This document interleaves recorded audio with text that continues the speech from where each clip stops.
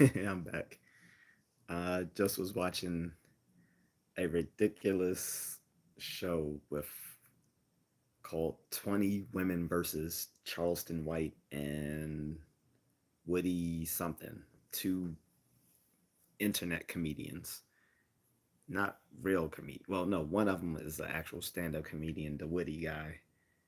And Charleston White, well, everyone knows he's a influencer slash motivational speaker slash podcaster or something. I don't know. Whatever he does or calls himself. So, in any case, guys, I am 4 hours away from having my Google AdSense activated so that ads will play during and before and after my videos. So, more money for me, more fruit snacks, and stuff well, money to buy Mrs. Contrarian camping equipment. I hope she's here. If not, I'm gonna give her a little buzz to let her know I'm here. But I have a interesting hey Mahal. So I have an interesting topic based on what we saw in the news the last few days, which is politicians managing the news. So I'm gonna try to keep it fair by saying politicians and not just talking about the Biden administration, who's recently been doing so. Um, Someone tried to debate me yesterday. I actually have to look up her YouTube to see if she has a channel, Bomb Cherry Juice.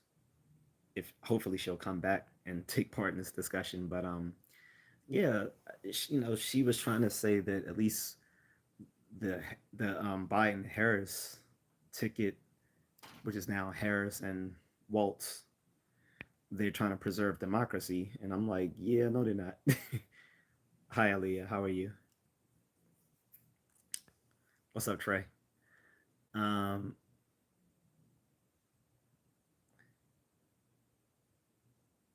what's up, John? What's going on, man? I'm doing all right.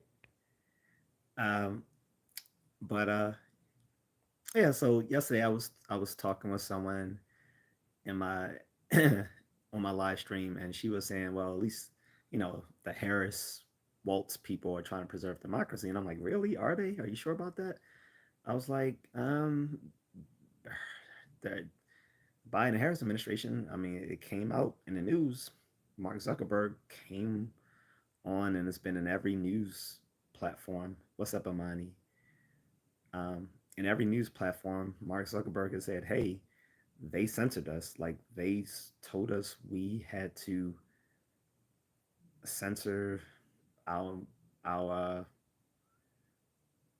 people on our platforms from talking about anything dealing with COVID-19 that didn't fall in line with what was being stated by the government, and they had to censor any information that came out about the Hunter Biden laptop. So that's called that's called managing the news when corporate or political interests um, restrict what can and can't be talked about within the news. That's called managing the news, and how it came about on these platforms, because it's not just Meta under which this fell. Google was heavily restricted too, because YouTube was deplatforming and demonetizing people all over the place, if they said something that didn't fall in line with what the government was stating about COVID-19. Like even major internet news platforms like the Rising from the Hill got kicked off of YouTube for several days because they said something that didn't fall in line with the Biden administration's message coming from that little two-faced Anthony Fauci. And yeah, they returned, but they got suspended for a few days off of YouTube, a major news outlet. And they didn't even say something contradictory to what he said. They were just putting out information of what someone else was saying in contrast to what was coming out from the net from the government. Uh, but I guess the problem was they didn't say that this is false.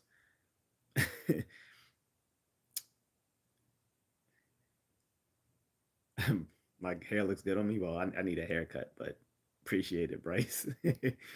um, I'll probably do that tomorrow. But yeah, so guys, I find it creepy that they can do that. And what I was discussing with the YouTube user Bum Jerry Juice, I was telling her that was a First Amendment violation. She was saying restricting members for what they can say on a platform is not a First Amendment violation. And I explained to her how it was. I said, no, a private entity can restrict what people say on their platform. But when the government tells them to do so, then it is a First Amendment violation because that's literally censoring speech. Um, and I was trying to explain that to her. So I think she invited me to a panel. I'd be more than happy to do it, but I'd like to get you guys information, you know, thoughts on this sort of stuff. Because like I said, this isn't the first time this happened, and I'm not talking about just platforms censoring speech. I'm talking about when the government makes them do it, right? What's up, Moonlit Fern? What's up? Uh, I got Mrs. Contrarian also moderating too. So yeah, I want to get people's thoughts on that because, like I said, that was a major thing. Like I thought, I mean, I had suspicions that there was some government tinkering with why they were censoring stuff so badly back in 2020 and 2021, even 2022. But to know it was that bad, yeah. He said notifications not working still, but uh, love and miss you both. Thanks, appreciate it. I hope Miss Nita's okay. I haven't heard from her in a few days. I usually talk to her offline as well. But I know she said she had to sleep because she was really tired from um, a procedure she had to undergo. But hope she's all right. But in any case, I'm gonna have Mrs. Contrarian. I think she's gonna do a live with me tomorrow. We're gonna talk about something funny pertaining to the Philippines that you might know about, though. I'm only Fern. But yeah, guys. So uh, August 20th, 2007, I saw America was changing. I left and never came back. In '07, I can't really say. I mean, I guess Bush was still in office. He was kind of like doing some damage control at that point in 2007, right around the elections. And at that time, Hillary was the front runner, but Obama was up and coming in the election. And she was nonplussed because she just assumed that the ticket was hers. I mean, she and Bill had bailed out the DNC that were going bankrupt at the time. They, um, so they made the DNC solvent again and pretty much owned it since then. So she just assumed that she was the natural uh, person to lead the ticket at that time. But yeah, 2007 compared to now seems like a more innocent time.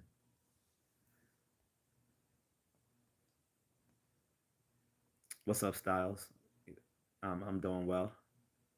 So let me know the time because my notifications aren't working. Cool. But well, I generally live stream sometime in the evening, Eastern Standard Time, somewhere between. I I like to do it around 6 or 7, but usually it ends up around 8 or 9. I'm just doing it late now because I did a late night run a few hours ago. Ellie says Contrarian is beautiful. Oh, thank you. Tell her thank you. He said the Bushes and Clintons and Obamas are evil as hell. So I'm allowed to go live now solo. That's cool. You can do it on a vertical live stream or can you do it PC?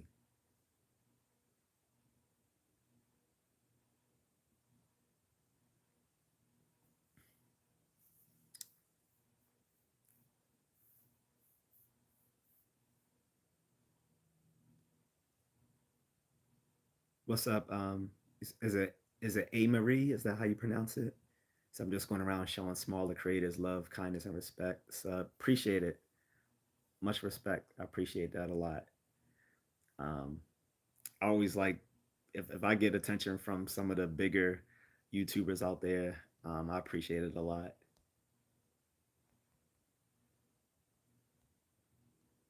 J.A.C, what's going on? Good evening.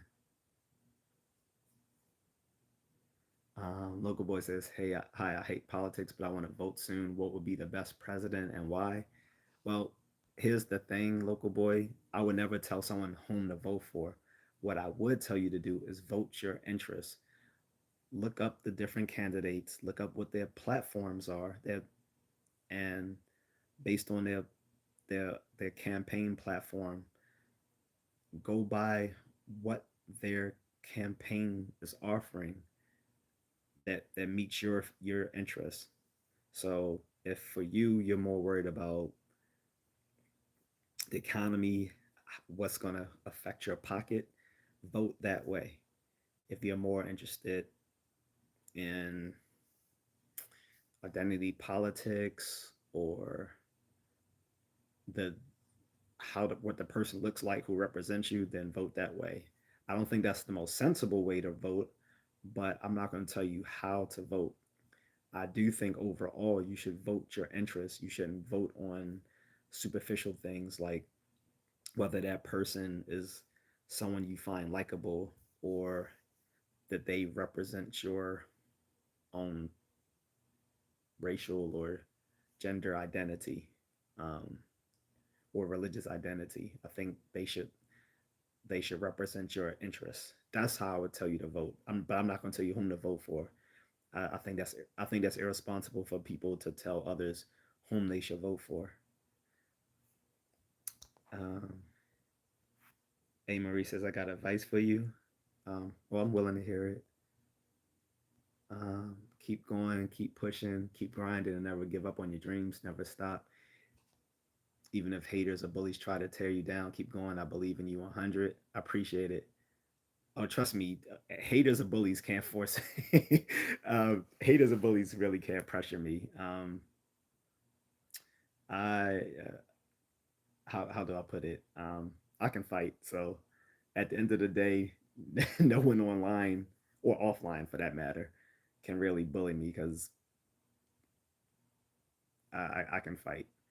Um, I don't know what it is, but I'll say this: people who tend to do Muay Thai kind of are excuse me, they are kind of cocky and for good reason because we go through a lot. So I'm not gonna let some dweeb behind the keyboard sitting there stroking his chin beard saying nasty things because he didn't get enough attention at home from his mother to push me offline.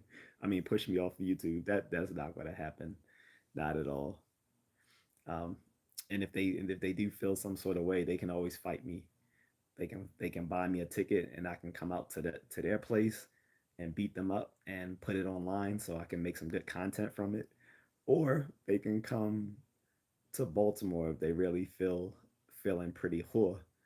But I assure you, most of them aren't going to come to Baltimore. They can talk like they will, but at the end of the day, they're not. And I don't care where they're from in this part of the country. I mean, in this country or wherever, they're not coming to Baltimore. So I'm I'm not worried about someone pushing me offline. I'm gonna keep pushing. Definitely, I appreciate it. Um, One of Fern says much love. Ripping lips with Garrett says Trump. Local boy says make some sense. Thank you. Yeah, like I hope that makes sense. But yeah, definitely like look up Trump's platform. Like general, like I can say this. This is a generalization, but generally, Republicans are going to be better with the economy, generally speaking, and foreign policy. Democrats tend, but not always, tend to be better on the local matters and on identity politics. But like a smart former president said, and this was a Democratic president, hint hint, he was it was Bill Clinton. It's the economy, stupid. At the end of the day, I think voting on whom you think is going to best keep money in your pocket is probably the best way to vote. Like I said, I'm not going to say whom to vote for, but at the end of the day, all this identity politics and what's happening in Gaza and all that stuff is irrelevant to can I feed myself? Can I feed my family? Can I live somewhere without getting shot? Um, can I live somewhere without them forcing illegal migrants into my neighborhood and making me pay for them being here out of my tax dollars? That's what those are my interests right now. So, and for me, I know that Trump is going to better represent my interests than Harris, where she's failed as a border czar, and like she was at the DNC rally last week, and they were just acting like nothing was a problem with immigration right now. Although now they're championing Trump's policy on being tough at the border, but there's nothing wrong with immigration. That's inconsistent. Plus, I mean, look, we have a Venezuelan gang that took over the entire apartment complex in Denver, Colorado, and are throwing people, especially black people, out of their homes in this apartment complex by gunpoint. We don't, and there's not an immigration problem. We have illegal immigrants who went around my home state of Maryland and other places, uh, sex assaulting women and killing them, and nothing happening to those people, to those migrants. They are getting EBT cards with $10,000 worth of benefits on it. And now California just passed a law that they can get zero down. They can get housing with a zero down payment. Zero down payment. So basically getting free housing in California. The priciest housing market in the country, California, and immigrants can basically get free housing with zero down payments on them. There are doctors. there was an Asian couple, both doctors, saying it was hard for them to buy a house in California. When two medical doctors, and let's just say if you got two medical doctors, let's just say on average both of them are earning about 200,000 a year, so they earn about 400,000 a year on average, right? Can't afford a home, but you're gonna let illegal migrants get homes for free.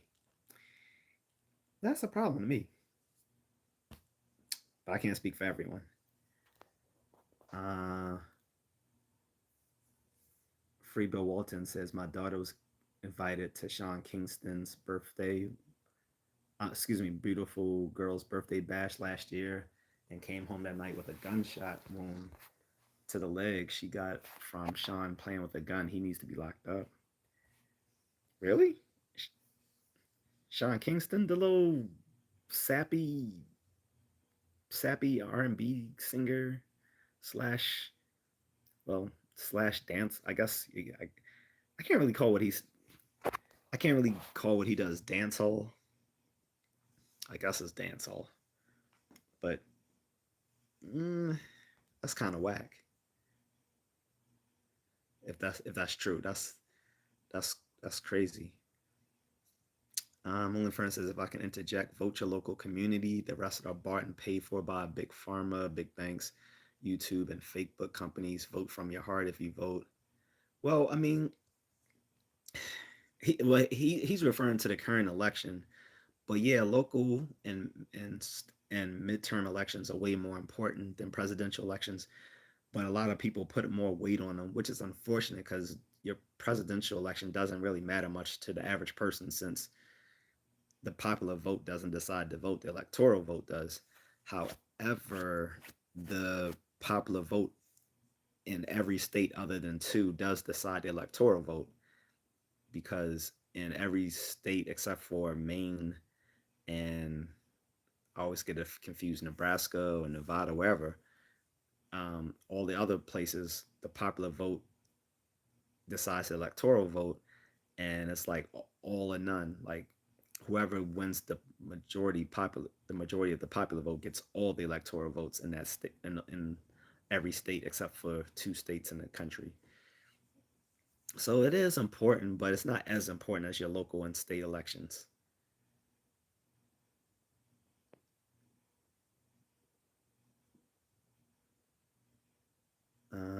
Local boy says, I just asked you about voting because for me, I see you as a really wise guy and I'd stick with your vector.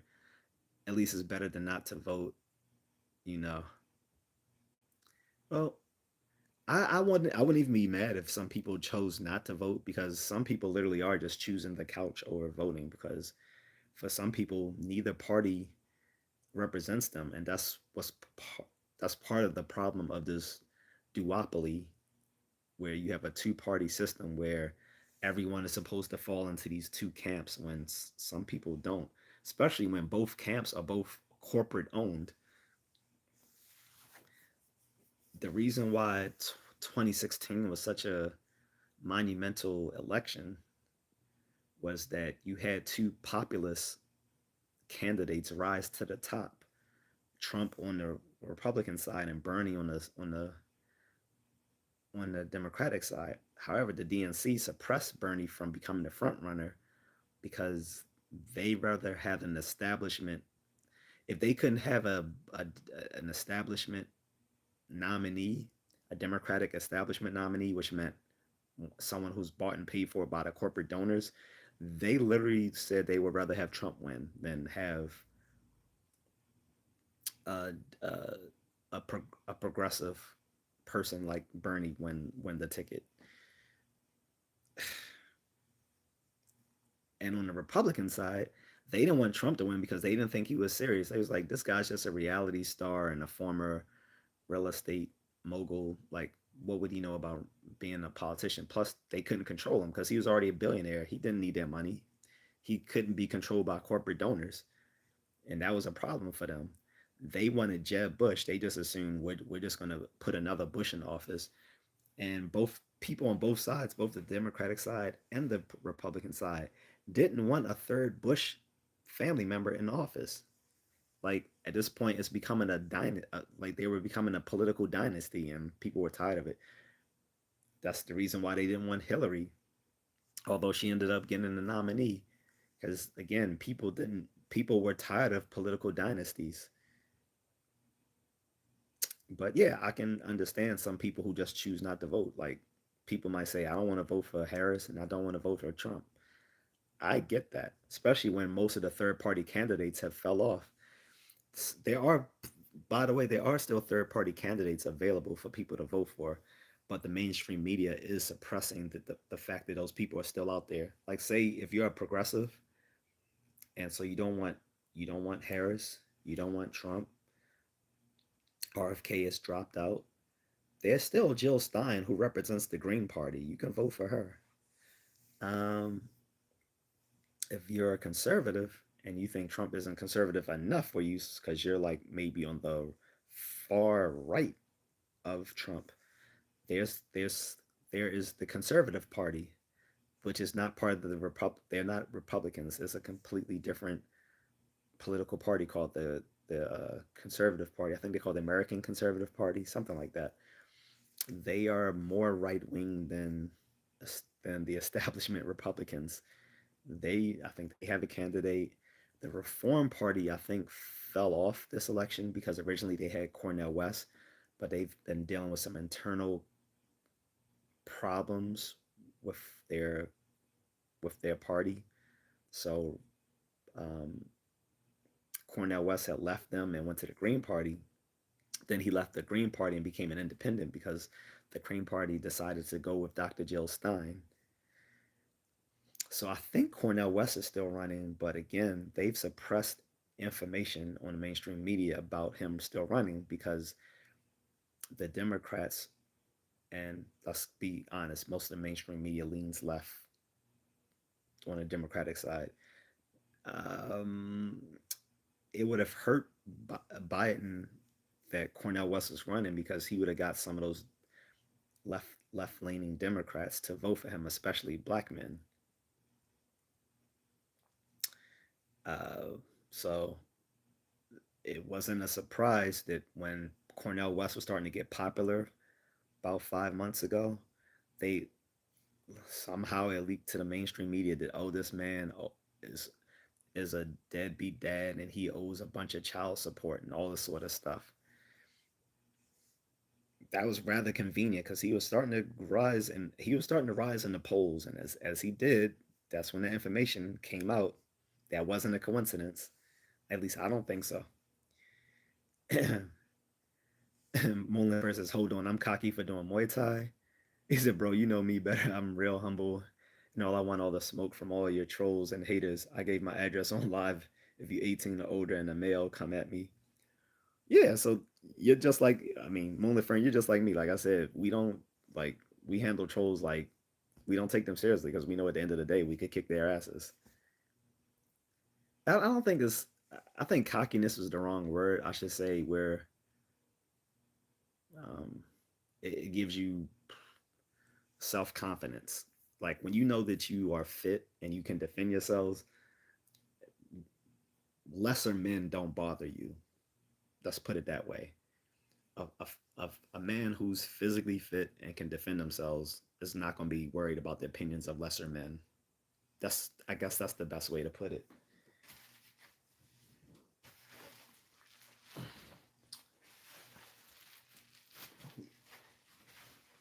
Get my little pillow here so I can lean back a bit, like Fat Joe. I'm gonna lean back. The Fat Joe has not been fat in a long time. That man's been taking Ozempic.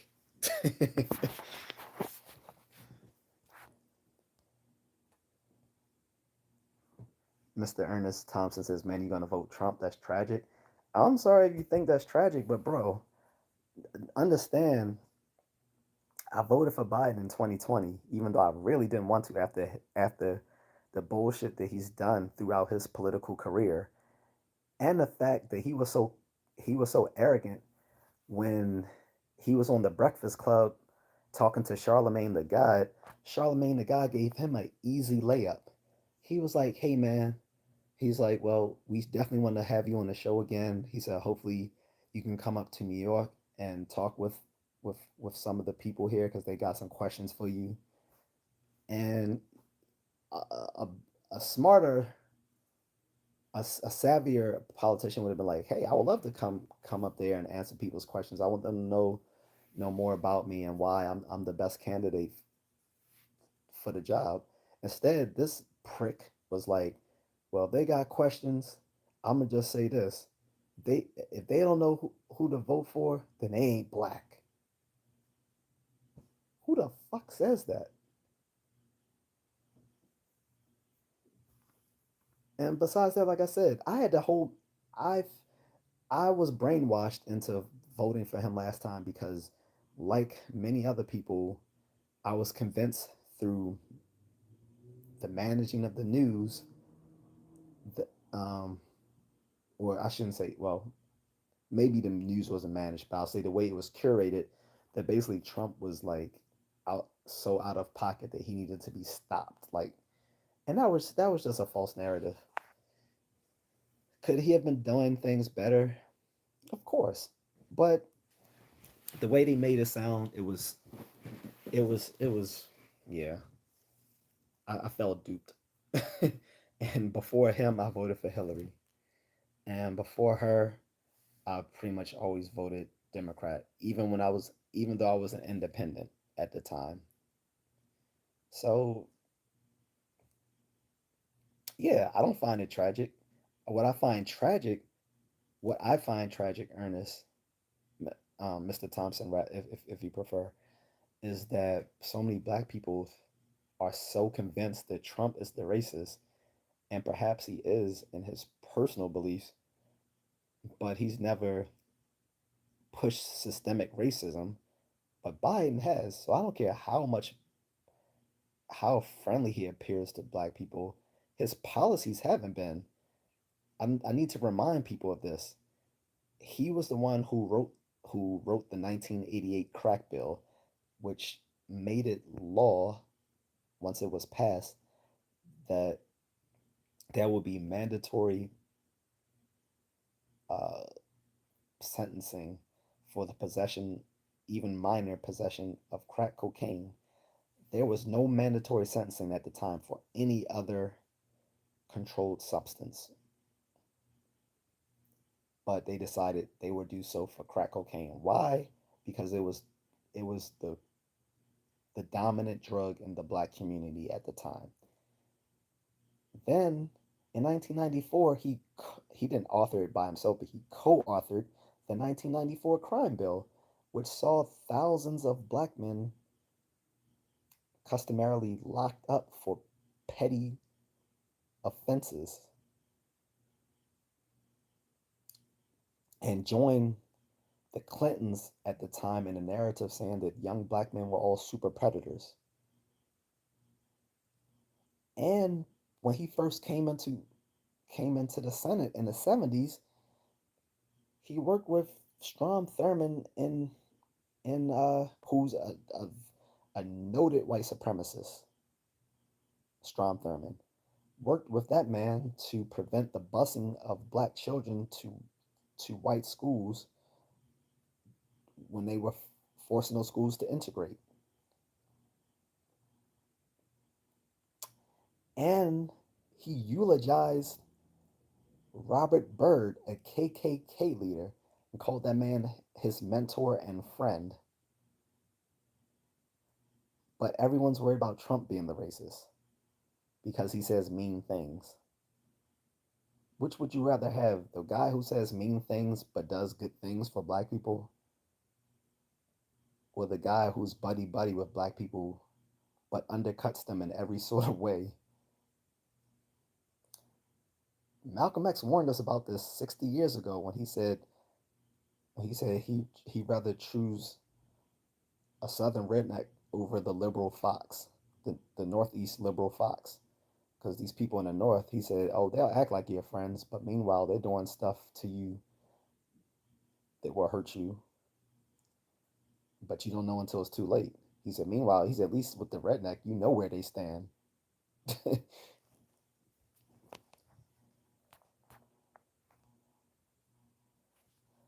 And Mona, for instance, bring your friends. I'll handle y'all outside easy peasy, and y'all can record it. Exactly. Like I said, these trolls. I don't know if you saw this, Mona, friend, but I had an old video where I actually called this guy out, and I gave his, I put his at, I put his ad out there and everything. I had him at me and all of that. I was like, at me, I don't care. Put his name out there and said, hey, since you talking all this trash, let's fight. Because he was talking so much trash in one of my comment sections, like, I'll come out here and fight you, blah, blah, blah. Just name the time and the place. So I did a video. I was like, hey, if you really wanted to do that, you would have just hit me up on my socials through my email or whatever and ask and set something up so we could do this. I said, instead, you just being braggadocious in the comment section. So here I am in the video calling you out, and I never heard from that dude again. More than likely, he probably saw some of my early videos and was like, "Oh, okay." Mr. Ernest Thomas says, "Vote Kamala. See where it goes. If you're unhappy, you can vote again with Trump. You may never get another chance to vote." That's bullshit. That's bullshit.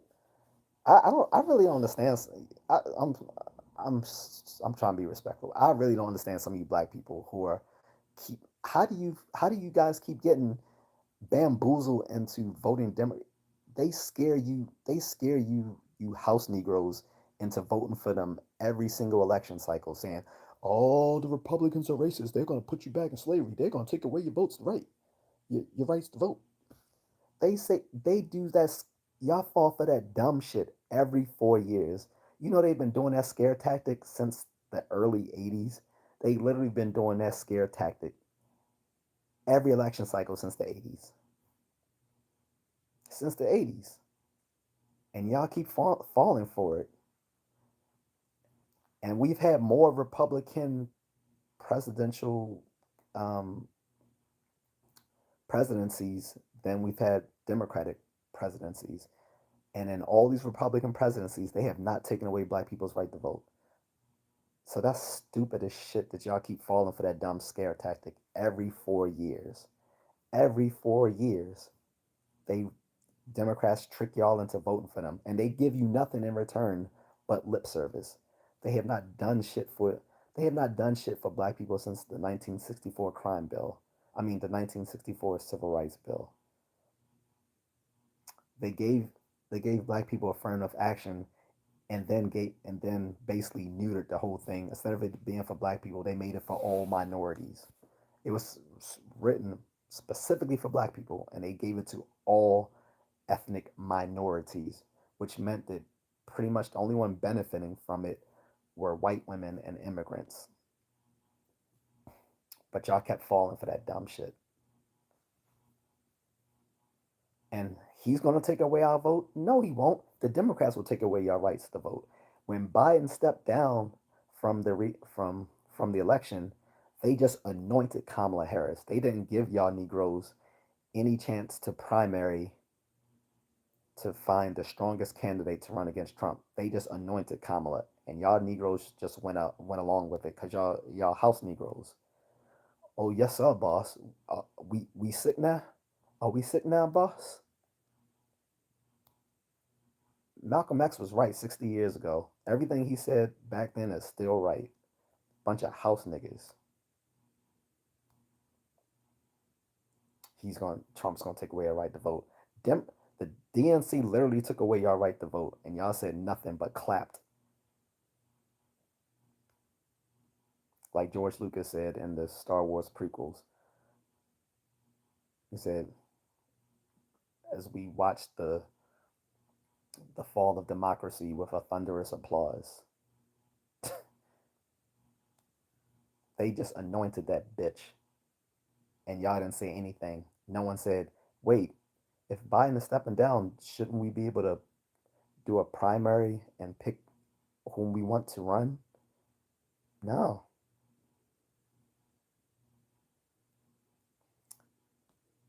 And then take away the right to vote. Bernie was the front runner in 2016. They took it away from him. And in private emails that were leaked, they said even if he won all the delegates, they would still refuse to allow him to be the Democratic front runner. That's you call that democratic? You call that democratic? And they took it to court and said and literally argued that the Democratic National Committee is a corporation and therefore they can summarily pick whom they want to be the leader and and front runner for their party in presidential elections. And the court agreed with them, which means even if no matter whom you vote for, at the end of the day, they'll pick whom they want. But you find that Democrat, but you find the Republicans and Trump the bad guys, right? Y'all house Negroes need to stop drinking from the Kool Aid.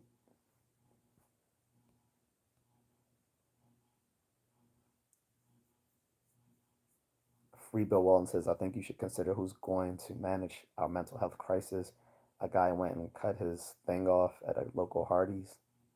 I mean, that's kind of irrelevant because that's just a one-off issue. I mean, yes, there is a mental health problem, but that's just one particular thing that happens everywhere. Like people are going you can't prevent people from having poor mental health, just like you can't prevent people from having poor physiological health. It just happens. But when it's ignored, when community health centers can't aren't given the tools to properly manage it, then there's an issue. The reason why this here's the thing, and this is tangential to what we're talking about, Bill Walton or Free Bill Walton, sorry. The re- the reason why we have a mental health crisis is because in the 70s they closed down a lot of psychiatric hospitals after books like um, when what was that movie with Jack Nicholson, um, when he was pretending to be insane so he could go to a psychiatric hospital instead of serving time in prison. Um, Whatever that movie's called, I forgot. But I read the book and watched the movie. Great, both both of them. Great novel, great book. I mean, great movie.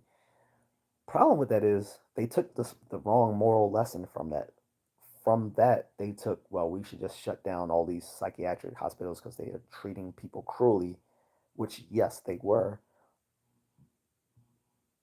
But the way to fix that wasn't to close down those psychiatric hospitals. It was to improve the quality of the treatments there so that people were treated more humanely. Instead, they closed them and then they opened community health centers, but made them optional. And then, if it's people who have severe mental health problems aren't going to check themselves in more or less to these places. Plus, they restricted the people's ability to have someone hospitalized because they saw how some people had misused that to to basically punish people or use it as a way of of stifling them for having things they don't agree with them saying. So, but no, we've had a mental health crisis in America for about 50 years because of all these psychiatric hospitals closing en masse and there being no way being uh, and the law making it very hard to hospitalize people who need it. Moment friend says Kamala is so lame, but that's the media. Yeah, and she finally gave an interview because people have been saying, "Why is this bitch not saying acting like she's too good to talk to the media?" So she finally gives this very scripted interview on CNN, and now it just made shit worse because people are like, that shit was whack." Like Dana Bash gave these little easy questions, even when she was supposedly like asking her questions like that people from the right wanted to ask. Like she gave no pushback on anything that Kamala said. Like she let her say whatever she liked. There was no pushback, and they would just move on to the next question. It was a really whack interview. Mr. Ernest Thompson says, "LOL, no, they aren't." Okay. Uh, Mullen Fern says they don't understand. Not one, no one hates Mexico. It's the fact that any migrant can come from that border. Yeah, it's not even the Mexicans who are the problem, Mullen Fern. Like people keep. The funny thing is, people talking about the border. We're not even talking about the Mexicans at this point. They're not the problem. If anything, over the last few decades, there's been more Mexicans going the other way, going from the U.S. to Mexico. Um, Most of the people coming through the border illegally are coming from South America and Asia.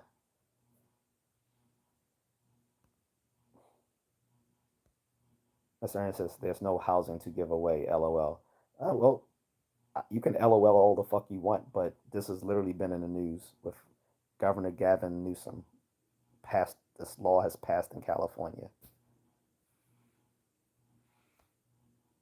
It's funny how when people see facts that are inconvenient to their narrative, then they just laugh it off or pretend that it's not an issue.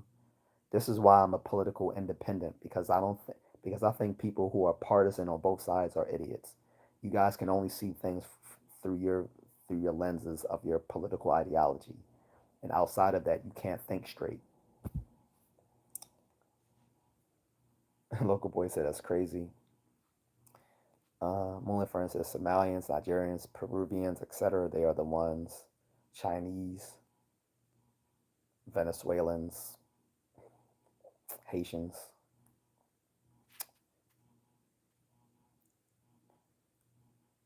Russians, some Iranians, and others, operatives. J.A.C says, does the U.S. have safe injection sites for addicts?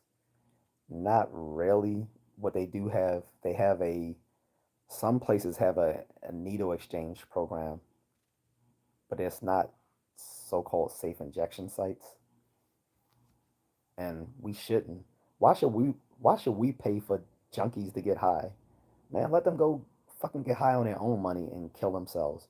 Why should American taxpayers pay for these fucking junkie bums to? I'm sorry, I have very little sympathy for addicts at this point. It's 2024, and you know the risk. We all took the Dare program and all that other stuff. We've all seen movies of junkies, crackheads like New Jack City or on Jungle Fever. People don't remember. Well, people only remember Jungle Fever. People only remember Jungle Fever for the the relationship between Wesley Snipes and the Italian girl. But another part of it was the junkies.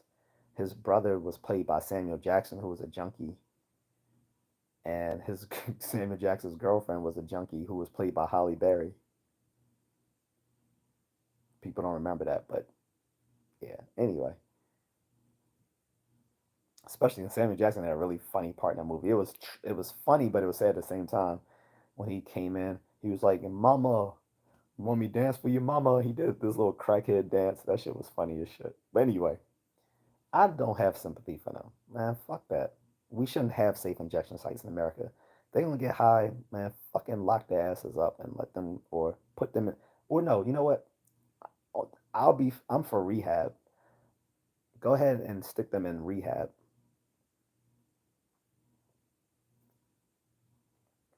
But if they can't handle rehab, lock their asses up, and if not, let them die getting high, but with their money. Taxpayers shouldn't be paying for junkies to get high, and I don't care. I don't care. Moonlit Fern says Sean Kingston is a Fed and want to be Jamaican. I don't know. I've never even heard anything like that. I really don't care about a minor celebrity like that. He said, Free Bill Walton says, I think it's also a problem our own citizens are getting free housing in the most expensive markets via squatting rights that is beyond ridiculous, and the owners can't do anything. Well, in New York, that's not in every state. Those squatting rights, that shit won't fly in Texas. Do I got anybody from Texas in the chat that can confirm what I'm saying? From what I hear in Texas, if someone tries to squat in your house, you can shoot their ass. The cops will come and say thank you for doing our job. Like I'm serious. Like that squatting shit only happens in democratic cities. That shit ain't happening in Texas. No sir. Uh-uh. Moonlit Fern says that's why our government is corrupt. The electoral vote. I'm not against the electoral vote. So here's the thing, and I've talked about this before. In almost every election except for like two, three, well, three rather, in every presidential election except for three, the electoral vote has always went with the popular vote. But the reason we have an electoral vote is because our founding fathers thought we needed a buffer between the common man and the most important political seat in the country. And I think they were right. I think these were the Federalists who thought this way. Most of the founding fathers who fell under being the Federalists, they thought we needed a buffer, and so it was this disagreement amongst the founding fathers whether um, some of them wanted some of them had even put up the idea of having an American king. That was kind of quickly rebuffed, and then when it came to, all right, well, we're going to have a president instead, like basically a central executive of the government, there was the decision, well, should we do it through a parliamentary system where basically the people who are elected to office just pick pick the president, like in a parliamentary system, or do we give it a or is it decided by the popular vote? And for good reason, because some of these founding fathers have read their um, like good students that they were, have read their Greek philosophy. They have read their Plato, and they've read Plato's great work on political philosophy, um, and knew that a pure democracy often will devolve into a tyranny or autocracy.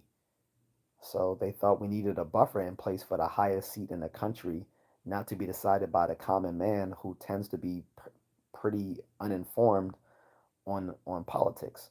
And that was as true today as it was then. That the average man is pretty politically, let's just be blunt. They're politically ignorant in many cases, and therefore shouldn't be in a position to uh, directly elect a person who's going to hold the highest seat and the highest office in the country. And they split the difference and said, well, then let's just make an electoral vote. The popular vote will decide the electoral vote, but it's the electoral vote that decides the election, and each state will have a set of state electors, which are then picked by the popular vote. I agree with that. What I didn't agree with was the whole racist back part of it, where to assuage the Southern votes, which were smaller in numbers for freed white men, but made up for it with the numbers of enslaved black people. They said these people would be considered three-fifths of a person, the three-fifths compromise. And smaller states were given more electors so they wouldn't be outrepresented by all the big states. And that makes sense because if you look at it today, if we didn't have an electoral vote, there would be no reason for the presidential candidates to campaign all over the country. It would be four states that would pick the president every year if we didn't have an electoral voting system. Every year, every year the president would just be considered would be decided by California, Texas, Florida, and New York. Those are the four biggest states per capita in the country. So if we didn't have an electoral college system, those four states would decide the president every cycle, and there would be no reason that candidates would have to pay any attention to any other state besides those four. So Jeremy says Bernie got robbed. Definitely. Um, Mona says Trump is a goofball, but we love him for being honest and roasting people. He said he's so funny, and we love KT. Kate, who's KT? KT. He said F the Clintons. I agree. I'll say this in favor of Bill. Bill, I just like because of his political acumen. You can disagree with all of Bill's policies and his administration, but you got to give it up to him when it comes to his political acumen. As a politician, he was savvy. Like from the time the Clintons were in office, like they pretty much wrote the Democratic playbook for the next 30 years for the DNC, for better or for worse. Uh, only for instance, libertarians should get more love, not liberals and not liberal libertarians. Um, I don't know if liberal libertarians is a thing. So, um, oh, and by the way, the Libertarian Party is a separate party as well. So when I was telling local boy about all the third parties out there, so you have the Libertarian Party, they have their own candidate. The Green Party has their own candidate, Dr. Joe Stein. I think the American Conservative Party have their own candidate. Uh, um, RFK dropped out. I don't know if Cornel West dropped out, but there's other third party candidates out there. Sometimes the mainstream media will run a debate stage for all the third party candidates so people can know whom they are. But don't, I would say this, don't discount third party candidates. This People who are heavily Republican or heavily Democrat will always tell you that third party candidates don't have a chance of winning, and that's just not true. First of all, if they get enough support, they can get matching government campaign funds, which will help them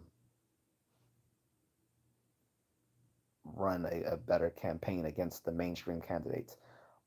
Also, because of the way things are going now through grassroots organizations, they can they can make money without even having one of these big campaign, big donor, corporate donors to back them. When Bernie was nearly the front runner in 2016, he wasn't taking any corporate donors. It was done all at the grassroots level.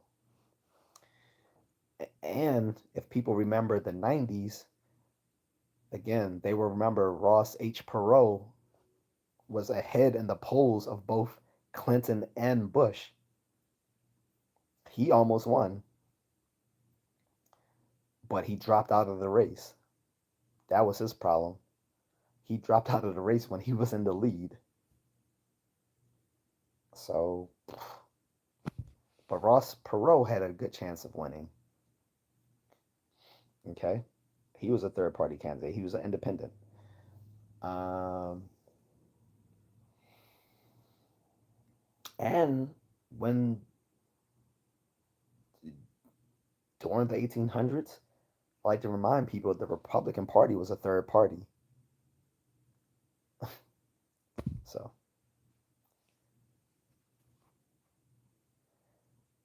the libertarians are sort of, so libertarians are closer to the classical liberals than they are American liberals. Whereas they believe in, or claim they believe in things like political freedom and personal freedom, religious freedom, freedom of speech and thought, democracy, reason, all that sort of stuff. Um, they're heavily on the pursuit of reason. Like there's even a magazine called Reason Magazine, which is run as a libertarian backed publication. The problem with libertarians is they aren't always consistent like classical liberals are, because some of them will start to lean more right and compromise their values in doing so, like Ron Paul and Rand Paul. Although Ron Paul has been their candidate sometimes for president, like I think at least twice. And I think Rand Paul, his son, ran for president as a Republican, not as a libertarian. But someone can fact check me on that because I'm not sure. Because I think Rand may have ran as a he could have ran as a libertarian as well, like his father did. But his father ran at least 2 or 3 times as the libertarian candidate. But I think Rand, his son, ran as a Republican.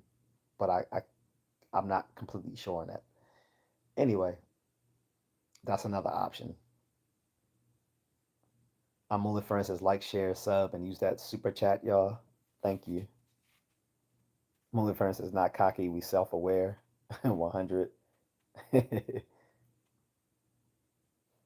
Only friends is I love the spar with Charlemagne. Charlemagne can't fight. I don't think he can fight. Free says, hi, I'm from Russia. Greetings from Russia to you. What's up, Free Day?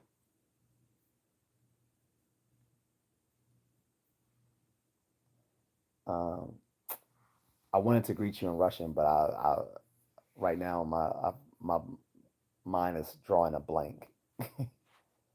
Only for instance, Malcolm X was a real one. Facts. Yep. Only for instance, Kamala ain't black. She's Indian. Right. Like, so when you so one of the things that people have used to critique her racial identity is that on her birth certificate, so her mom is listed as Caucasian and her father is listed as Jamaican. And people are saying, well, that shows that right there, she's white. I say, well, she's not white. So for people who don't know, and I'm sure most people do, but some people don't, so I'll clarify this. Someone stating they're Caucasian, especially back then, did not mean you were white based on outdated uh, outdated categories within anthropology at the time. Caucasian didn't just stand for white. As a matter of fact, the Supreme Court actually decided that back then, that not all Caucasians were white, because back then there was a policy in in the American government that all white people would be given American citizenship when they come here. But although Indians were considered Caucasian under what was understood as anthropological science at the time, which has been kind of debunked now, Indians and other people within, say, the Mediterranean and Central Asia would have been considered Caucasian, but they wouldn't have been considered white and therefore denied citizenship.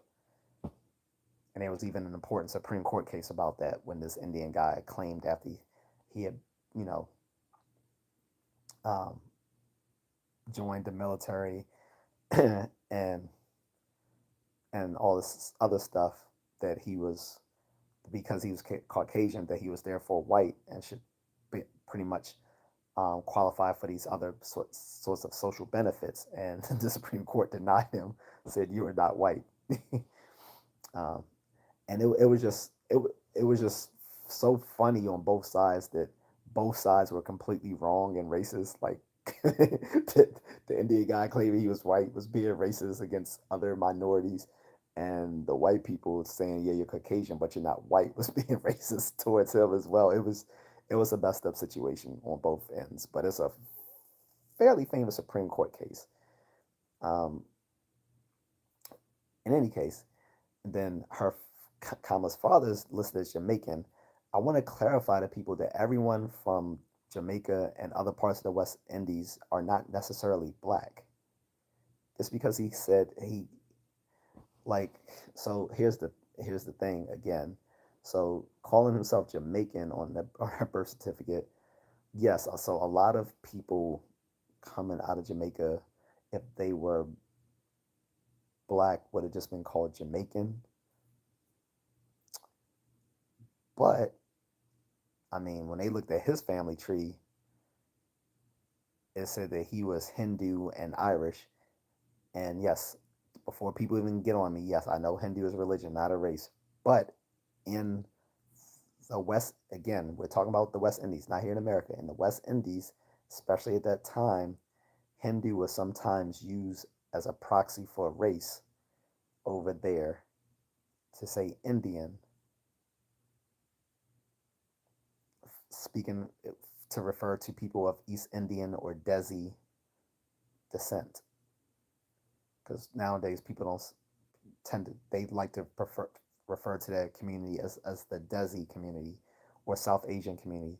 The difference between saying Desi and South Asian is that South Asian is a bigger bigger term, includes more people than just Desi. It also includes people from like Afghanistan and stuff like that. Whereas Desi usually doesn't. It just refers to people from like India, Pakistan, um, Bangladesh, and so forth. But in any case, Kamala isn't black. She's not black. Even if her father is Jamaican black, which he's of mixed ancestry, let's just say that he's of mixed ancestry himself. Even if he was just Jamaican black, he still wouldn't be considered a black American.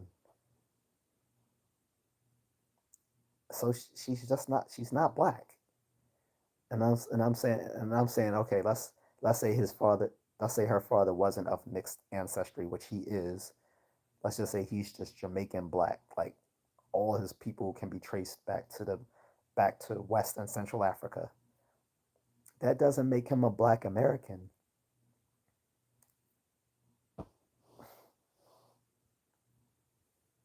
And she's not black.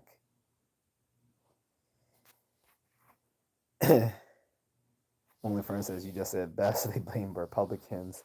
So USA is a republic, but we allow media to train the younger generations. We fought for freedom of speech, and y'all let the far left take it from you daily. Yeah, the far left is using authority.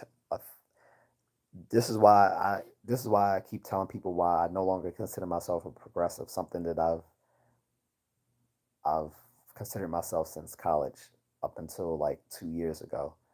I no longer consider myself progressive because they're more interested in playing victimhood games and identity politics and using authoritarian tactics to make sure that people agree with their views.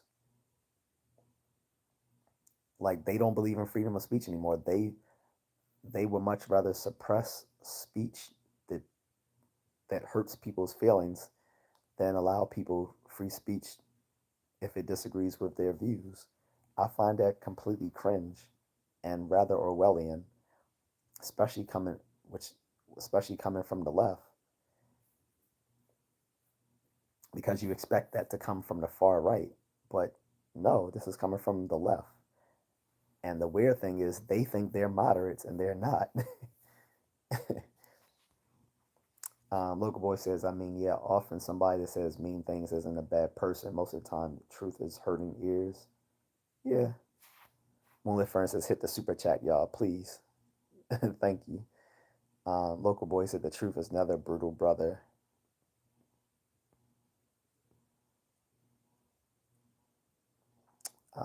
Someone coming in here and calls themselves Kamala Harris says, what? Okay. Moho is back. He said, good morning from Switzerland. What's good? What's good, Moho? John Delicious says, a privet. JR says, we'll never vote for a geriatric felon. You will. Don't speak for the rest of us. And how are you saying geriatric felon? You don't think Biden is geriatric? He's literally suffering dementia.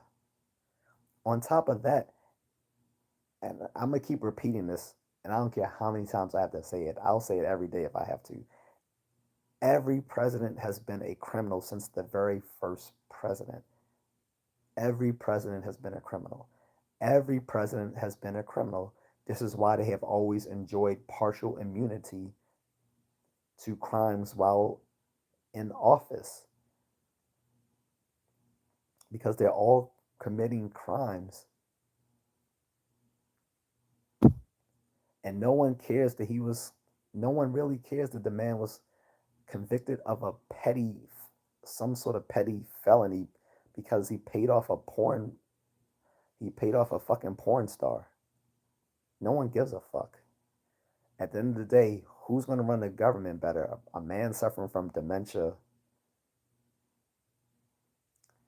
who's allowing these porous borders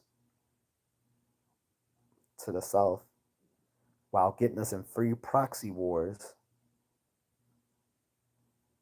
letting the economy go to shit.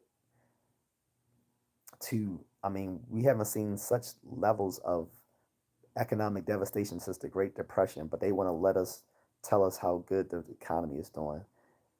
Yeah, okay. And I'm someone who will always say follow the trend lines and not the headlines. I believe that. However, if you look at the issues that were going on during the Great Depression back in 1929, I believe, if you look at the Great Recession in the 80s, we are just as bad off, even though things have improved in the economy. We're still really bad off. Showing improvements in an already faltering system is not much to it's not much to clap about.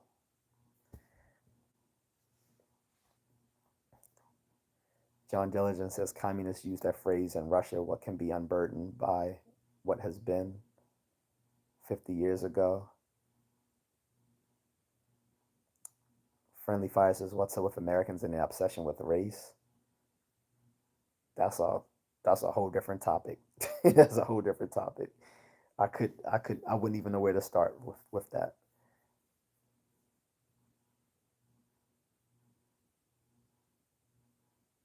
Hey, Tiff says, why did you time me out that day? I don't remember.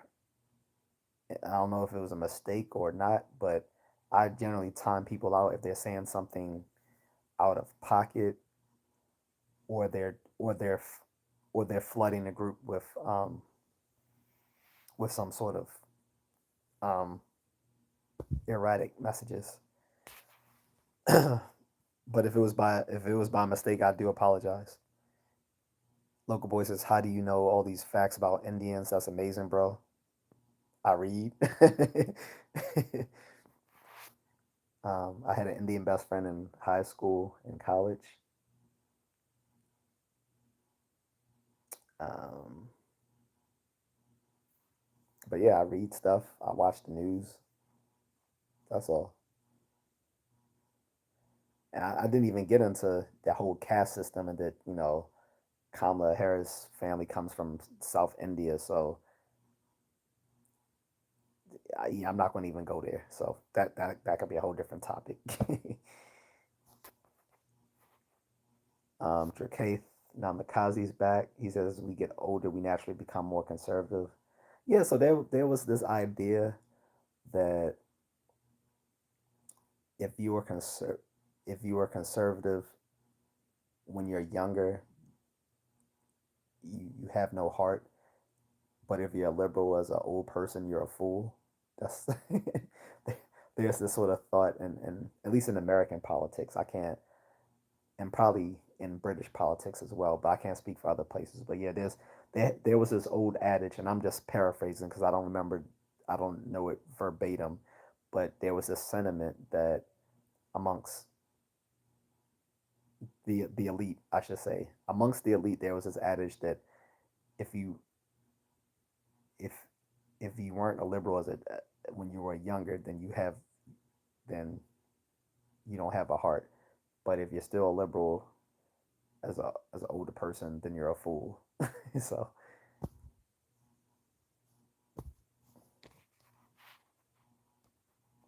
oh, I actually caught up with the chat. That's what's up.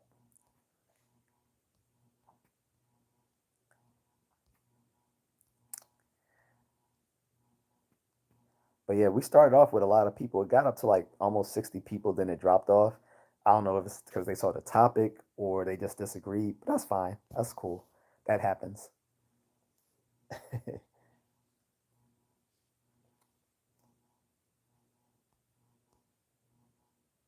Give me a second, guys. Sorry, guys. I'm back. So the wife is thirst trapping me with food here. Not sexually. I mean, she with she's showing me some very tasty food. What was that, Mrs. Contrarian? If he's still there, Mahal. He said they going to sleep. Hopefully, but no, because the trolls come out at night, local boy. So I like the sensible people. Or maybe they just had better things to do because it's a Friday night. So I will hope people have better things to do than to talk to me. Although I'm quite flattered if people want to talk to me. Matt Monk says I used to think Asians were born with the ability to already know karate when I was a child. That's hilarious. So far from the truth because when you actually go to Asia, most people don't know martial arts. And the funny thing is, in a lot of these countries, they have to take it in school. Like in the Philippines, modern arnis is the national sport, so they have to take it in physical education in high school and college. But most of them don't know it. It's sort of with like us in America. Like in middle school and high school, we have to take what's called American folk style wrestling. But after we leave school, most of us don't remember anything about those wrestling skills, which is just saying because actually American folk style wrestling is one of the is a very useful martial art and combat sport for self defense. Because I hear a lot of little single mothers nowadays saying, "Y'all need to teach my kids useful things in school besides just reading and math," which they're not even getting that properly. But aside from that, they'll say, well, you need to teach my kids how to do their taxes and balance a checkbook and learn how to defend themselves and all that sort of stuff. And I'm like, hold up, lady. First of all, stop expecting the school to do what you're supposed to do as a parent. Number two, a lot of schools do provide those classes, but you live in a shitty neighborhood that don't do that because most of these public schools are funded through the property taxes collected in your neighborhood. But if most of those, but if most of the neighborhood doesn't have homeowners because Pookie and Ray Ray are renting or living in Mama and them's basement, they're not going to have much property taxes to fund these schools, and therefore these schools aren't going to have those courses to teach people. But when we had physical education, everyone had to take wrestling, and that is a self defense. If so, like every like almost every country has like some sort of fighting skills they teach their young as part of physical education, but most of us don't use it. Like in Japan, they have to take martial arts, a traditional Japanese martial art, as part of their physical education. I think they can choose, probably depending on the school, like between like karate or kempo or um, kendo or aikido or judo. One of these traditional uh, martial arts. But again, that doesn't mean they're going to be blessed with those skills unless they do it on a semi professional level.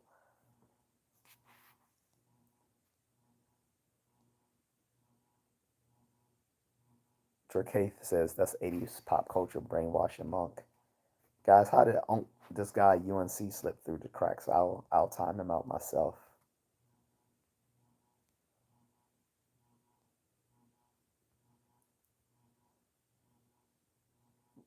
Rethinkulous is playing offensive line as Aikido. They're definitely not playing offensive. Caroline says good. Carl Douglas says kung fu fighting. To Actually, it was because of my martial arts skills. I was actually invited to be on the high school wrestling team, and I actually turned it down. I don't know why I did. I think at the time I was like, "Oh, I got too much stuff going on. I don't feel like doing that," and I should have. It probably would have been fun. And again, wrestling is a very useful skill if you want to learn self defense, wrestling is probably as good as it gets. Like it's as like it's equal to or better than BJJ. It really is. BJJ gets a lot of attention, but trust me, those collegiate wrestlers are just as effective in what they do as these BJJ black belts, if not better.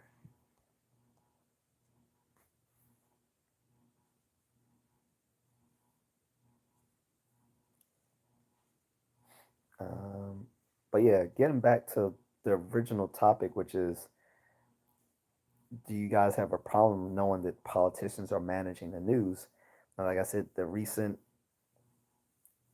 example of that was hearing that the Biden administration was censoring what could be said on Meta about the COVID-19 and about the Hunter Biden laptop um, fiasco.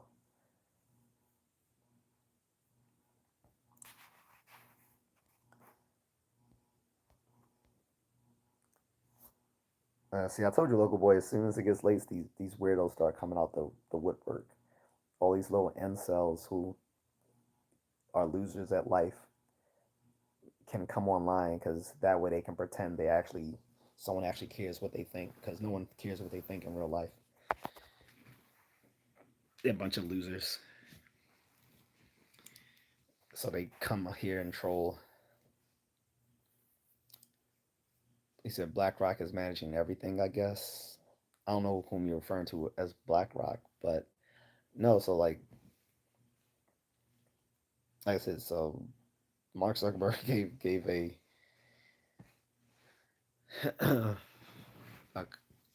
quite condemning um,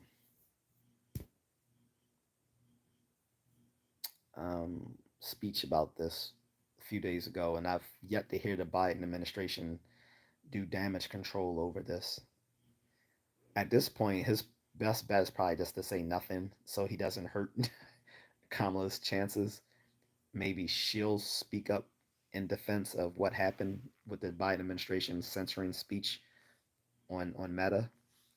But I think for him to say anything right now will probably damage her chances, because knowing him, whatever he say will probably make it worse. Just my guess.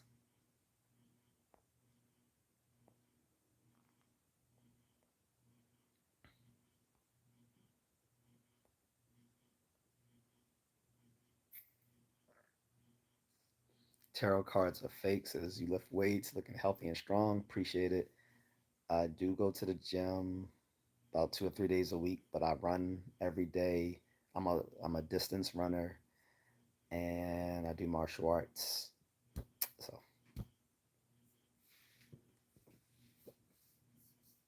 and I do have actually I do have videos if you want to check those out, with me doing martial arts. And if you sign up to be a member, I have some fitness videos that I've loaded this past week and last week, and I'll have more coming. Local boy says, "Nah, I think they're just kids." I thought that too, but they're not just kids, because now the school has resumed here in Maryland.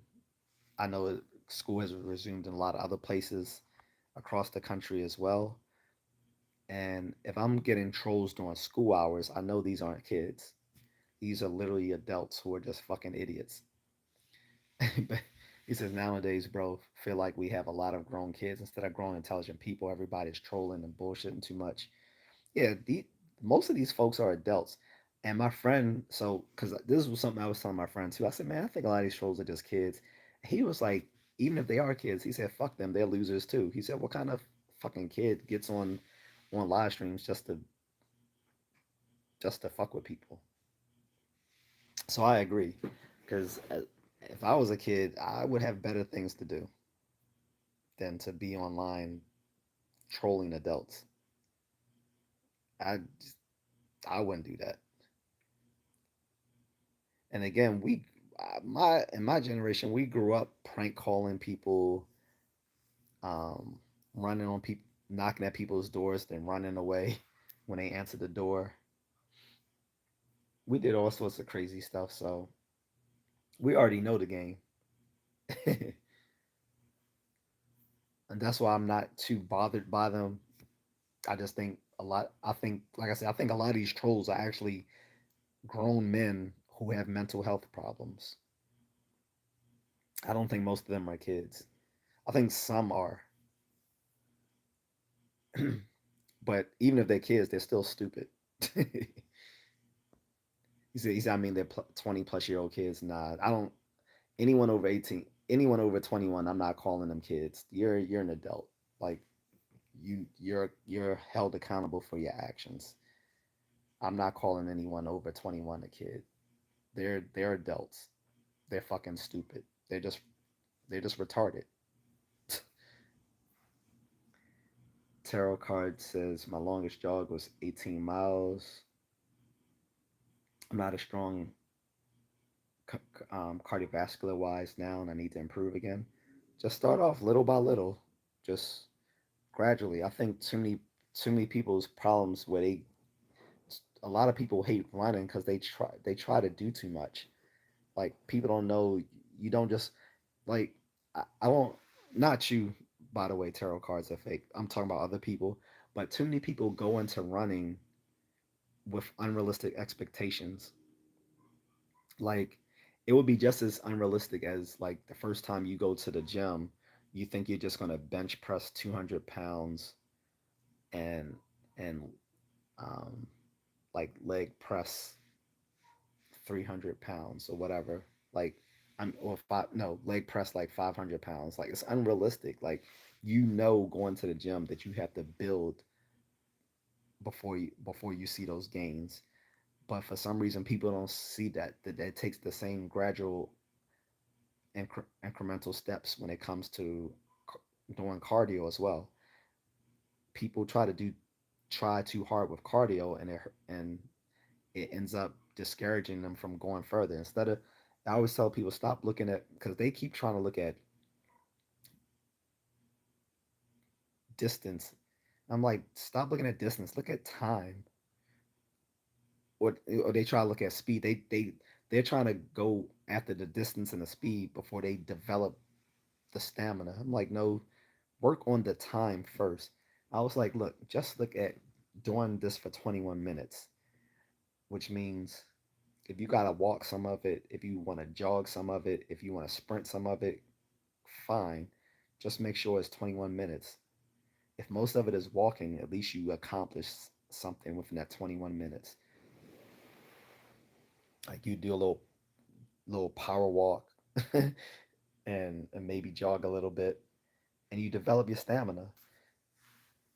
And pretty soon you'll be able to crush 3 miles in 21 minutes. But if you're just looking at, oh, I need to do 2, 3 miles or whatever, and you get discouraged, like that's your fault because you're putting distance over time. Like that's how I developed um my ability to run. I bought a I think I bought a Runner's World magazine at the time and looked at how to start running as a beginner, and I literally followed the whole thing of like doing a run in 21 minutes, and that's how I developed. But like I said, too many people, especially like, and I'm gonna be honest, a lot of out of shape or fat people, they think they can just hit the road and start. No, no, you can't.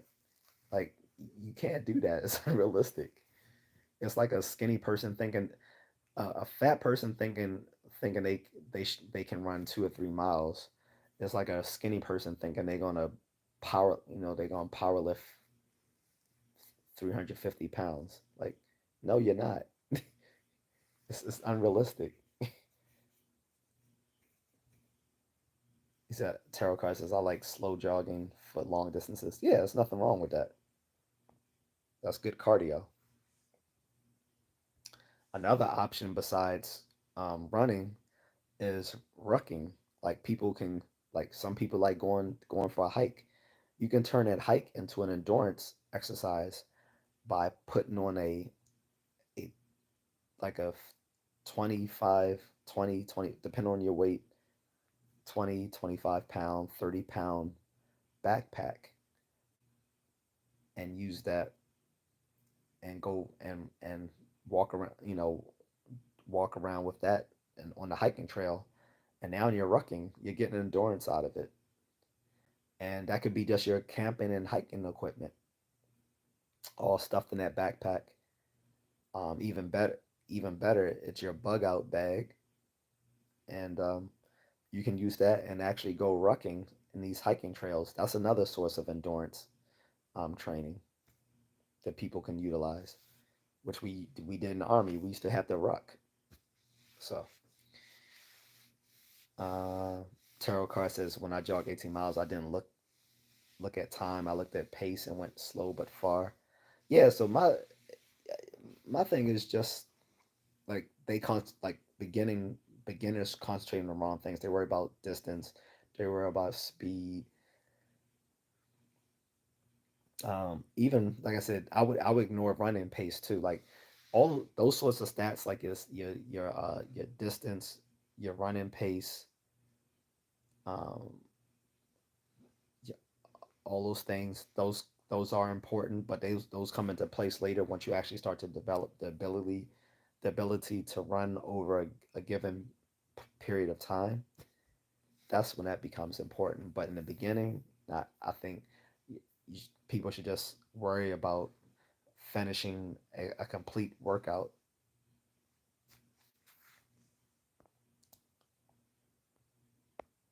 Local Boy says, like Goggins. I get comparisons to David Goggins, and I wish I was on his level. He's an ultra marathoner and a former Navy SEAL, so I can only wish to be on his level. Maybe like I am planning on doing a marathon this fall, but ultra marathons is ultra marathons are just on a whole other level.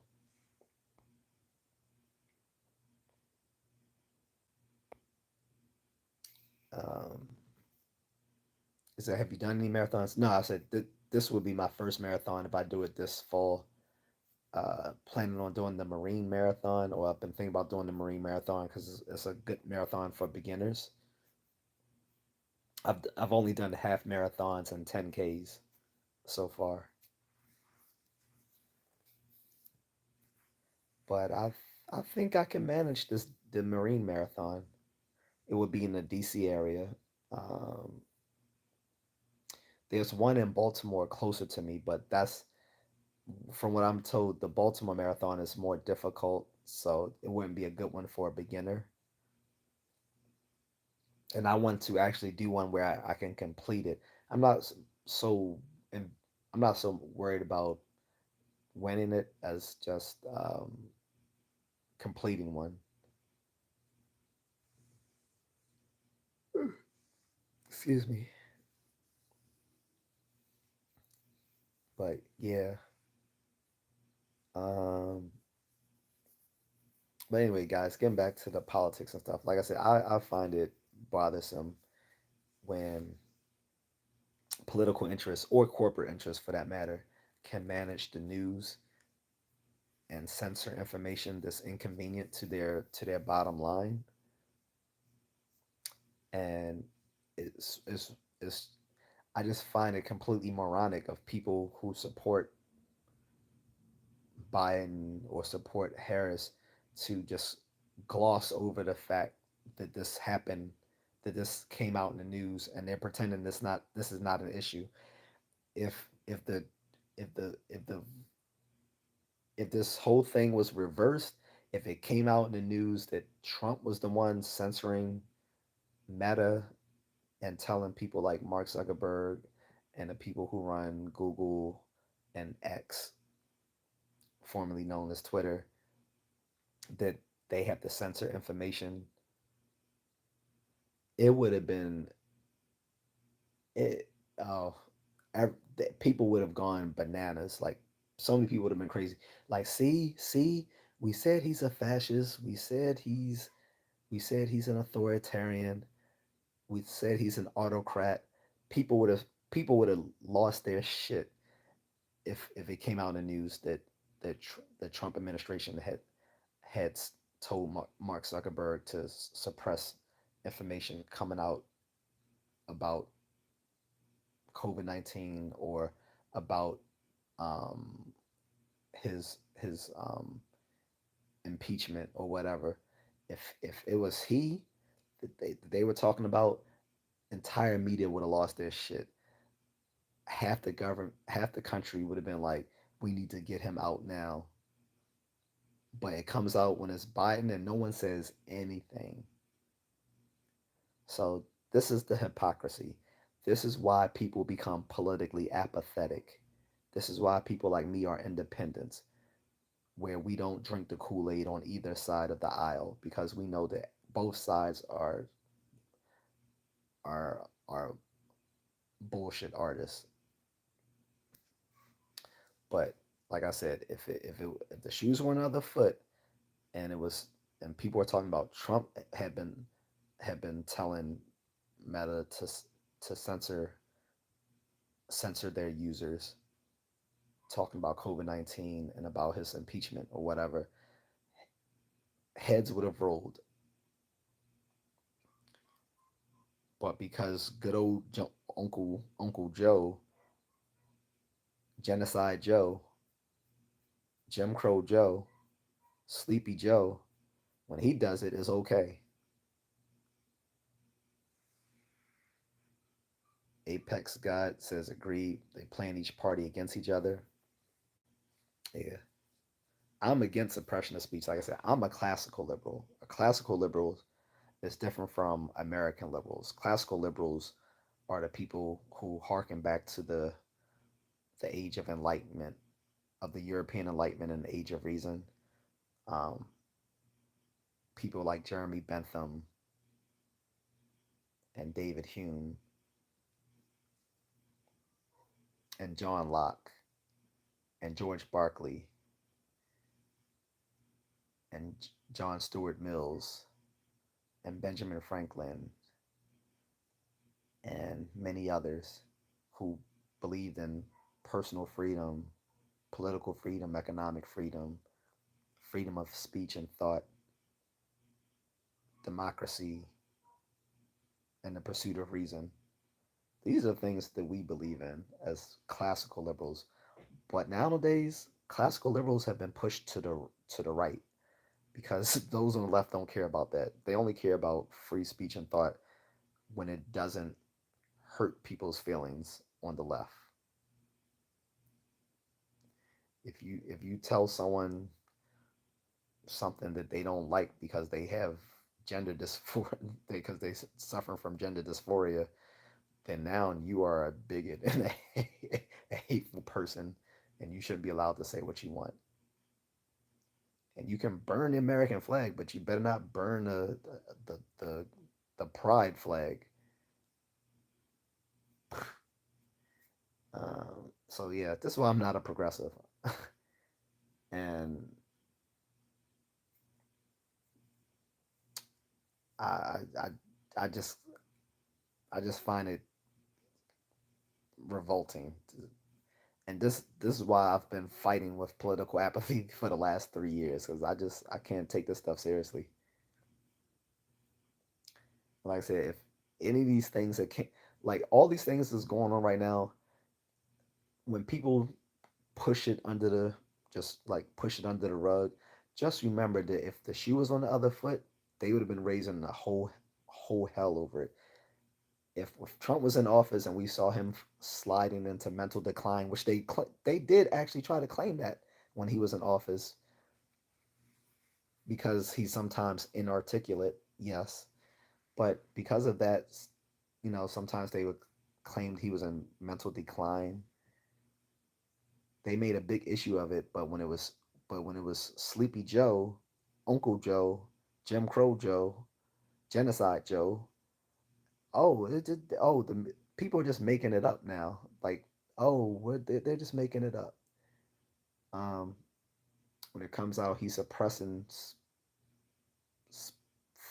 people's speech on these social media platforms. Crickets. When he steps down from the election because his corporate donors backed out, and the DNC basically pushed them out and said, "We don't want you to run for reelection." No one said anything. No one thought it was cringe that he could be forced out of real. He could be pushed out of running for reelection because his corporate donors didn't want him to. That's that's that's problematic. I wanted him to step down. Most people wanted him to step down, but that was at the end of the day that was his choice. And then when he did step down, that would have been the perfect time to primary all these people who were in the runnings besides Kamala Harris. You had Gavin Newsom, which I think he would have been a awful president, but he could have made he likely could have became a front runner because let's be honest, a lot of people vote on the better looking politician. Gavin Newsom has those the looks that would get probably make him the front runner. Let's be honest. Or I don't know, like Andrew Yang could have came back and ran as a Democrat again. Um, there's this guy in New Jersey who tries to make himself sound like Obama. He's not black. He's I think Latino. There was the LA mayor who ran back 4 years ago too, another Latino person. And it looks like the governor Wes Moore is trying to looks like he's trying to step into presidential politics. I would never vote for that clown. But anyway, the point is, when he did step down from election, the Democratic should have ran a primary. Instead, they just anointed Kamala Harris as their front runner without her even getting delegates. They just basically said, "Here's all the delegates coming from Biden," and then they made this farce of the 4 day Democratic National uh, Committee um, electing her as their front runner. It was just they were basically just crowning their queen because there was no decisions made by the electorate. All these delegates that went to her, that was like a farce. Like no one voted to give her these delegates. So it didn't make sense when they showed all these state electors from each state, you know, voting um, to pick her as their front runner. There was no other choice. There was they did get let the electorate vote. The Democratic electorate at least they didn't let the the registered Democrats vote on whom they wanted to primary, which they should have because let's not forget back in 2020 she lost the primary in the very beginning. She did not win one delegate. She lost her own home state of California. So, local boy says it's a circus now. He said I better go for a cryo sleep for 10 plus years. Don't think that's going to make it any better. Menace Blue 3 says, what's going on here, guys? Well, you got to check out the topic. The topic is politicians managing the news. Apex God says, I vote for the one that I feel would be taken seriously by other countries. I, well, I get that, but you don't know that going in, right? This, for instance, a lot of people loved Obama when he was elected all over the world. He even received, a, I want people to remember this. He was so well liked in 2008 when he got elected that President Obama received the Nobel Peace Prize. for doing nothing, for literally doing, for literally just for getting elected, he won the Nobel Peace Prize. Yet, this man's ended up doing secret drone wars throughout his administration, throughout the Middle East and parts of North Africa. It was even talked about in the Washington Post. In the Washington Post, I want to make that clear. This was in the Washington Post, so people don't think I'm getting this. I'm stating something from a right wing news source. I'm not talking about Fox News. I'm not talking about the Wall Street Journal. I'm not talking about the New York Post. I'm not talking about the Daily Wire. I'm not talking about Blaze TV. The Washington Post uncovered the fact that Obama was okaying operations that even the Bush administration thought went too far. There's even a quote by him saying that, I don't know if this was during his presidency or after he left as president, that he said he found out I was really it's a I'm not going to quote it verbatim, but I'm a paraphrase where Obama said, turns out that I was pretty good at killing people. Like, wow, okay. He his drone wars killed about 3,900 people, of which at least 325 of them were civilians. I remember watching the news about 9 years ago, 9, 10 years ago. It was a kid in Yemen, this little Yemeni child, and he said he was scared to look up at the sky because he was always scared that there would be like some sort of drone strike. But this guy got a Nobel Peace Prize just by virtue of getting elected to office. So I don't think it's a good proxy for whom would be a good president just by what other countries by what other countries think about our president. So that's where I'll leave it. Rob Ryler says, Trump. Apex Guy says, I should have been clearer. Between these two candidates, I feel with some of the issues we have going on today, certain countries will not take a woman seriously. That's true, but but those countries that won't take a woman seriously, we shouldn't take those countries seriously either because the big, the biggest, the most, the most yes, the most politically affluential nations in the world have all had women leaders so far. The UK had a female prime minister. France had a female president. German Germany had a female chancellor. So the biggest players on the board have had female presidents. We haven't yet, or prime ministers rather, prime ministers, chancellors, presidents. The places whom haven't are like these little third world theocracies. I don't take them seriously. We shouldn't take places like Saudi Arabia seriously.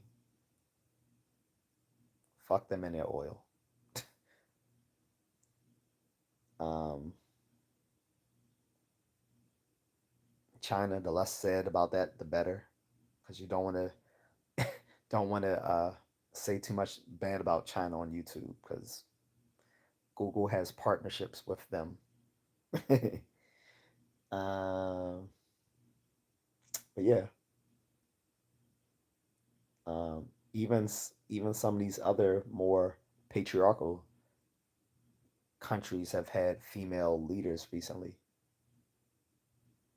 The ones, like I said, the ones who still haven't are probably shitholes anyway. I'm just gonna be blunt, because all the major westernized nations have had female leaders at some point, which is progress because again, we shouldn't be picking people based on their gender or race. We should be picking people on who's the best person for the job. If the best person for the job is a woman, I'm all for it. However, in that case, I don't think Kamala Harris is the best person for this job. I don't think she's a good I don't really think she's a good politician. And we don't really know where she stands when it comes to her policies. She flip flops. She literally just flip flopped on this recent CNN interview with Dana Bash. So she's a chameleon when it comes to her policies. I don't trust her, and I don't think she's a savvy politician. And I don't, and I, while I don't know what her exact policies are, I don't agree with the DN the I don't agree with the policies of the DNC as a whole right now. So if she overall represents those DNC policies, I'm against those.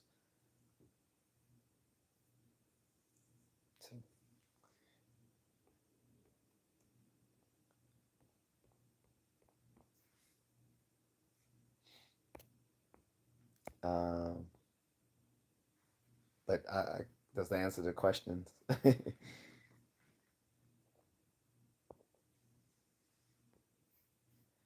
Oh, Mrs. Contrarian had to get off to cook and eat. That's why she was teasing me with food. I just checked a message from her, but she hopefully she can come back to moderate. Local Boy says like the Trump shooting moment when the female Secret Service agent couldn't holster a weapon. Yeah, DEI Secret Service agents. Um, so when it comes to the Secret Service, the staff that protects the president and other diplomats, that is a specially trained unit. Like they are a specialized unit. Those aren't regular special. Those aren't regular Secret Service agents. They are a specialized task unit. I don't believe most of those female agents protecting the protecting former President Trump got there by making it through their training. I think they were DEI hires because, and I'm not saying that to be sexist. I'm saying it by the very fact that you look at special force units, whether in the military and law enforcement, they are primarily all male because most females cannot pass those physical requirements to get into those special force task units. So the fact that they had them on a Secret Service specialized task unit meant that they weren't put in that position by their talents. I mean, the bitch couldn't even holster her own weapon and then tried to look cool by just pointing it. And I think it was either her or another one that was sitting there behind his back. I'm like, what the fuck are you doing behind his back? I mean, actually, I'm being facetious. I know that they were supposed to surround the president as a shield. That's why some of them were behind him, somewhere in front of him, and some were to the side of him. However, they didn't know what the fuck they were doing. It was obvious. Like that, I'm pretty sure I'm in better shape than that bitch is, and I'm probably twice her age,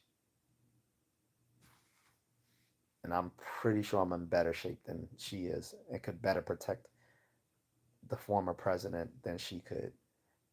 And yes, I am sending that out to to Trump. So if anybody's watching, hey, if if somebody needs a bodyguard in an administration, I'm your man. But in all seriousness, no, seriously, I'm in better shape than that chick is. Like she looked fat. How are you in this? Like I'm. I was trying to explain this to people at work several weeks ago, and I was like, these.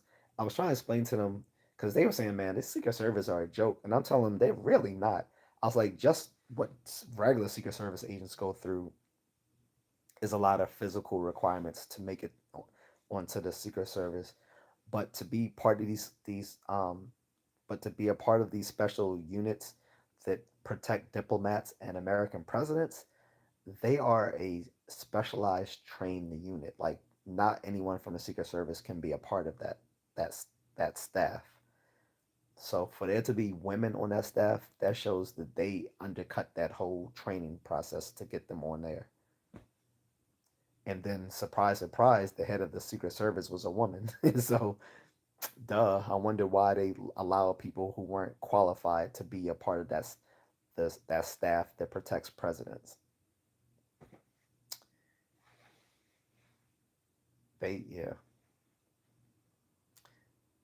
they were DEI agents, didn't earn it. um, Local boy says, sure. I mean, if those female agents were sniping, that could be okay. But dude, body shielding the president, nah. No, I no. We're in complete agreement here. We're in complete agreement. Like I said, again, they weren't qualified. And like I said, I'm pretty sure even though I'm like probably twice the age, I'm in better shape than they were.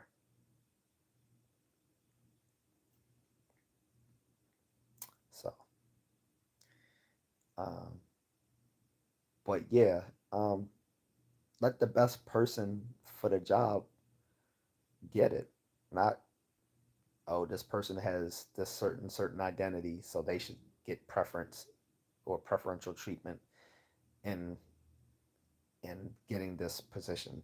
No, let the best person get the job. At like at the end of the day, you don't want a DEI hire flying your plane. You want the best qualified person to fly that plane. When you're undergoing heart surgery, you don't want a DEI doctor. You want the best person for the job to get to be operating on your heart. So that's how it should be approached with everything. I don't care if it's a I don't care if it's a vending machine operator. Let the best person for the job be the vending machine operator. So my Snickers bar doesn't get stuck in the machine. I'm joking, but you get what I'm saying.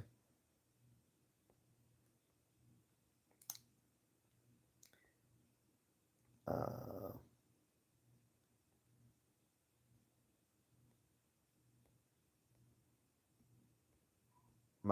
my mods must have dipped out because I'm these trolls are in here.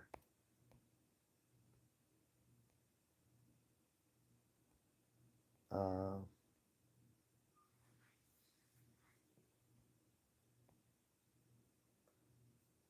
Apex guy says I'm kind of new here. Are you in the military or ex-military?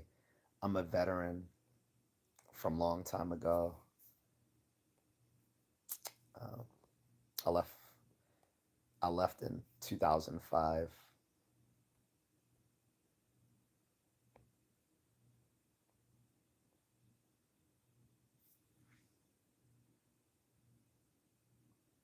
And yes, Trickle 808 Meritocracy.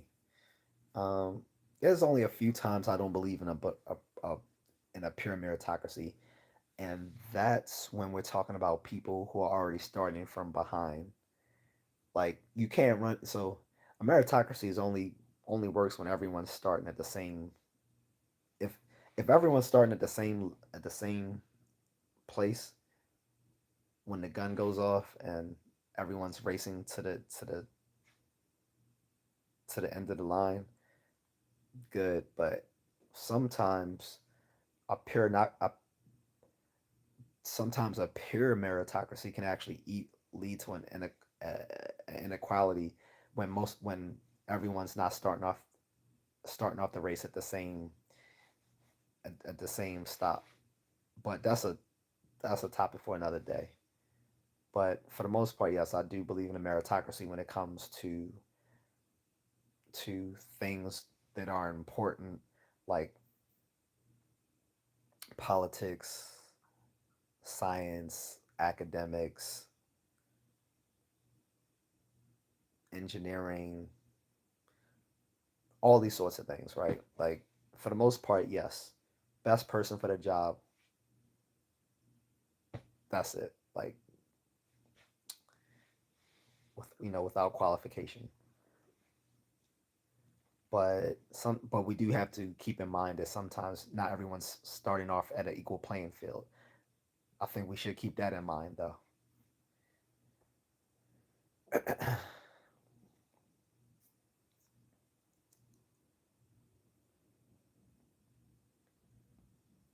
Nelly says, "You remember me, man? I'm Nelly, the 12-year-old benching 175. You made me feel good again, man. Thank you. I mean it. Oh, that's what's up. That's what's up. I appreciate it.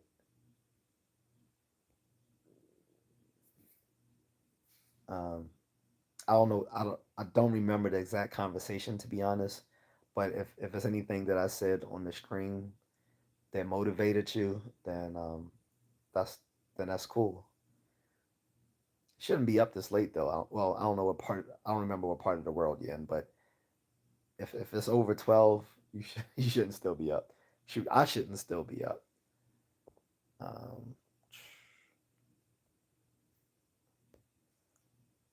Actually, I will be getting off soon.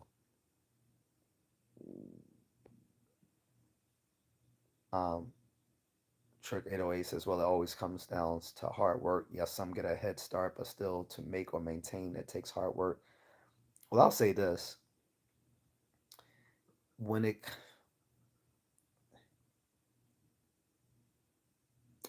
how do I want to put it? So, yeah, when it comes to certain things, yes, you put in the work and you have the talent or the ability.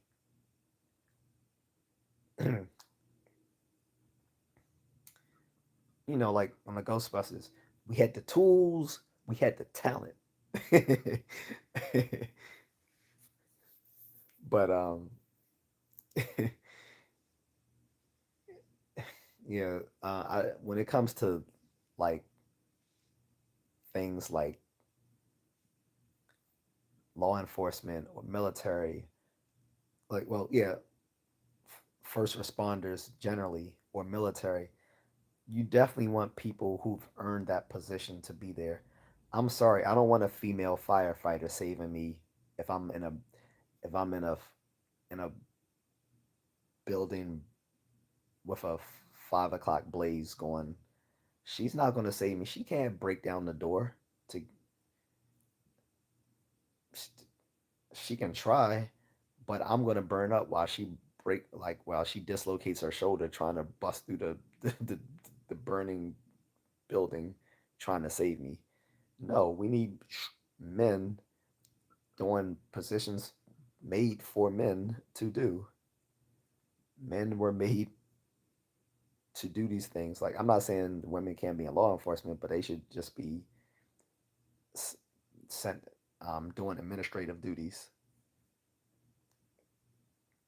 This is why you've only had a few female Army Rangers, because most women aren't going to qualify for that unless they dumb down the requirements like they've done with the Army Combat Fitness Test requirements so that they can pass it.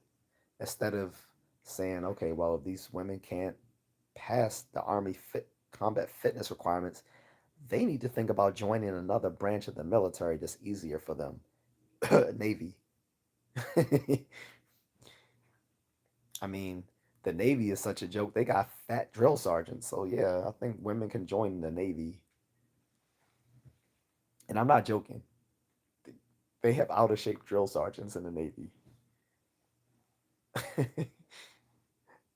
in another, in one video I saw of people at Navy boot camp, there were people getting out of shape while they were in boot camp. I was like, wait, how do you go to boot camp and start to get out of shape? That's the opposite supposed to happen. So yeah, for people who can't pass the physical muster of being in the army, they shouldn't be in the army. You shouldn't then just make the requirements easier for them It was already a joke when I was in the late '90s and early 2000s when we used to say women could be pregnant and smoking cigarettes and still pass their physical fitness requirements. When they improved the physical fitness test and turned it into the combat fitness test, it was supposed to be an improvement where it was based on actual like uh, exercise science to come up with tests that actually reflected the the mission of the army in the battlefield. But then again, they had to dumb it down because people in Congress were complaining that uh, female soldiers in training couldn't pass the test. And one of the main problems was they couldn't pass the pull up test. So they got rid of that. And mind you, they only had to do one full hang pull up to qualify. They couldn't even do that, so they scrapped it and put the planks in place of that because guess what? Women are pretty good at doing planks. How is that a combat ready test? I mean, exercise for the fitness test.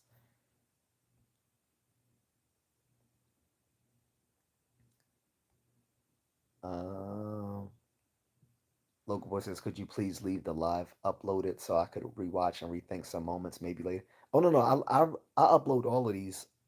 Every live once I'm done gets uploaded to my channel that people can watch. They can go back and watch them in their entirety. As soon as I end it, I upload it so that people can watch the rebroadcast of it.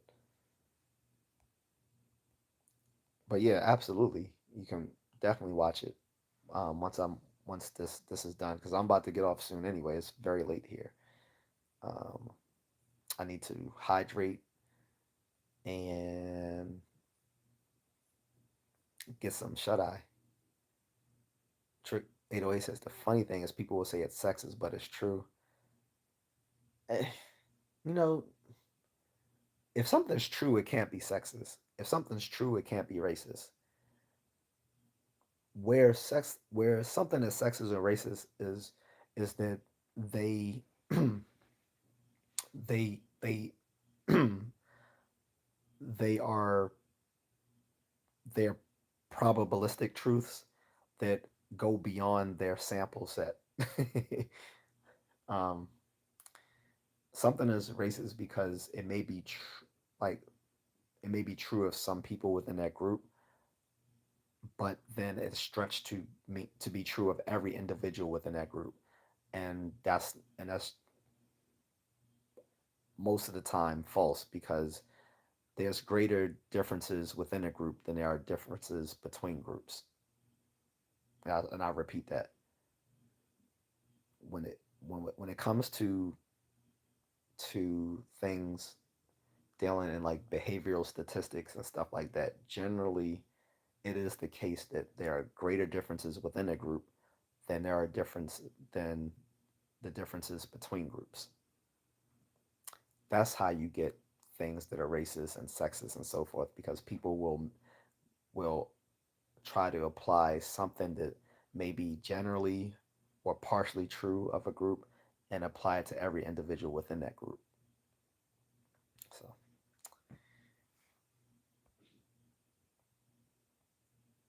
local boy says true. I mean, female firefighter coordinator. He said, okay, that's kind of firefighter too, but punching doors, that's a man thing. Yeah. Trick always says, yeah, that's why there's different branches. Exactly. Like, not everyone's cut out for the army, just like not everyone's cut out for the Marines. The Marine actually prides themselves on saying, hey, the few, the proud, the Marines, because they know not everyone is cut out to be a Marine. And for them, that is a source of pride that they are the few, the proud who made it to the Marines. The same should hold for the Army. At the end of the day, not everyone is cut out to be in the Army. they shouldn't they shouldn't dumb down the Army Combat Fitness Test, which was a great upgrade of the classical physical fitness test. They shouldn't have dumbed that down just to make sure that mediocre people could pass it. And I'm not saying these are lesser people because they can't pass it. It's just that not everything is for everybody. The Army isn't for everybody.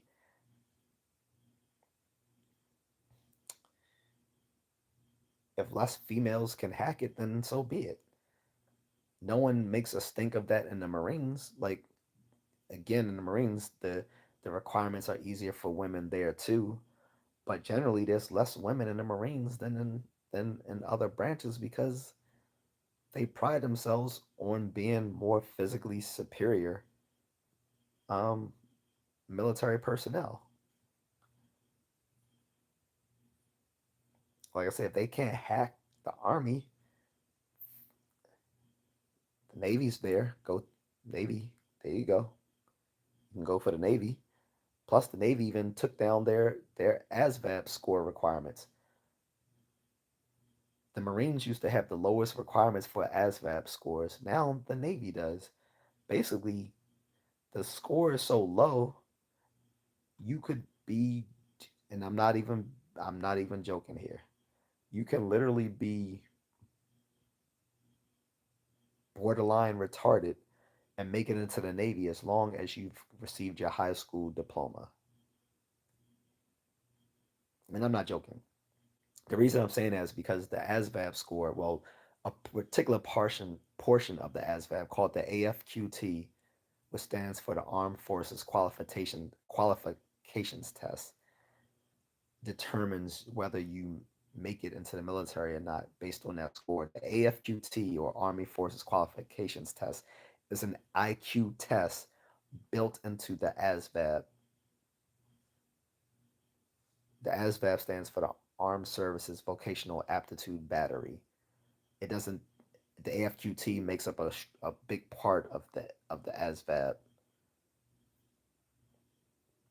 and based on that score alone will determine whether you make it into the military or not. And each branch has a different cutoff score. The Marines used to have the lowest, but the Navy made theirs the lowest now. And we know that that since the AFQT is an IQ test, that it has a strong positive correlation to the biggest test used in psychology, the Wechsler test, particularly the Wechsler Adult Individual Scale, or the WACE test. So the highest score you can get on the AFQT of the ASVAB is a 99, which would correlate more or less to like about 100,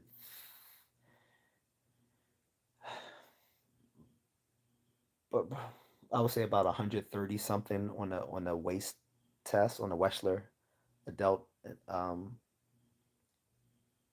Individual Scale IQ, just because the AFQT isn't normalized to it isn't, well, it hasn't been designed to find to get the highest scores. It's made to find people who fall into that middle range for the purposes of the military. So people who fall above like 130 or so are just going to max out at 99 on the AFQT. That's not the issue. The issue is the people who would be considered borderline retarded, clinic clinically speaking. That is, I want to make that clear. Not borderline retarded in the clinical sense. This is an actual term. This is people who fall under borderline. Well, borderline retarded is people who fall somewhere between 85 and 90 on the IQ score. Anyone who falls under 85 is considered clinically um, uh, fallen within the range of mental retardation, and it has um, mild, moderate, and severe. Okay, so someone who would get like a 27 on an AFQT score, the Armed Forces IQ test, someone who get a 27 on that, that would be someone who falls somewhere and a below average IQ score, and apparently that's fine to the Navy as long as you've gotten your high school diploma. All right, cool, that's fine. But um, if we see some of those naval ships crashing, we know why.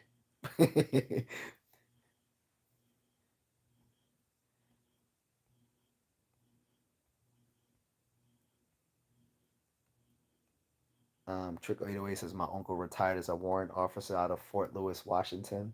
Um, yeah, I'm familiar. I almost got stationed at Fort Lewis. Kind of wish I did. I heard it's a nice place, but I just heard that area is expensive. The whole area, like Mount Rainier, because I think it's like somewhere sort of like between Mount Rainier and Seattle. But I heard it was nice. Um, it's a joint. It's actually a joint military joint operations between the army and the navy. So Khan Rafia says I'm from Kashmir. What's up, Khan? Rare Mineral says I'm military, just not from the U.S. That's cool. What what country? Local boy says army isn't for everybody, but Russia now doesn't think that way. Rare Mineral says, but people get jobs. That's what matters. I guess. Well, guys, I'm about to go because I exceeded the actual topic that I wanted to broach, which was politicians managing the news and censoring information. And I find that deeply troubling. And like I said, the only reason this is not more talked about in the news is just because this falls under the Biden administration. Like I said, if this fell under the Trump administration, if it had came out in the news 3 days ago, it's that Mark Zuckerberg gave you know leak told the press that instead of the Biden administration censoring Facebook, that Trump censored Facebook, if this would have been talked about endlessly for the rest of the week. Instead, it's been gone. It came and gone because Trump is Team Blue, so we can't go against him. So this is why people are politically apathetic. This is why you're seeing people who are either now saying they're going to vote for Trump or they're just going to stay on the couch and not vote at all.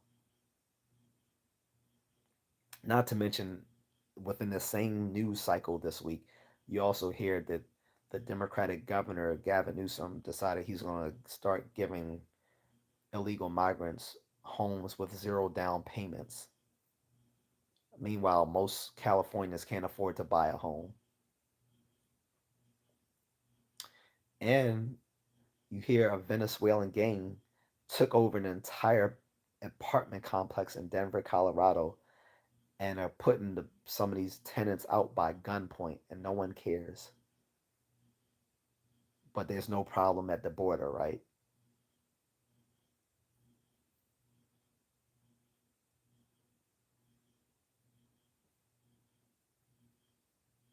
So that's where I'll leave you guys. um, CDP says Operation Mockingbird, all mainstream media has been infiltrated. Great live, just a contrarian. Thank you, CDP. Evelyn obviously says, "Why you look so bored?" I'm not bored. This is my this is my look of this is my jaded look. This is my look of showing my um disgust my disgust with how people view politics. Like they only see it from one partisan perspective, which leaves them completely blind to when their own side does something wrong.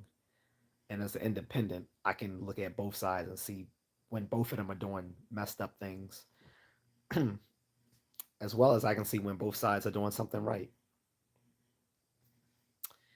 But yeah, I'm definitely not bored. tired but not bored. Um, and she says, "No, I'm not going to vote. If I vote for Evelyn." Uncle Boy says, "Thanks for the stream. You are the best man. Gonna go to sleep. Appreciate it. Thank you." CDP says, "Take care, everyone." All right, guys. So I'm out. Appreciate everyone who watched.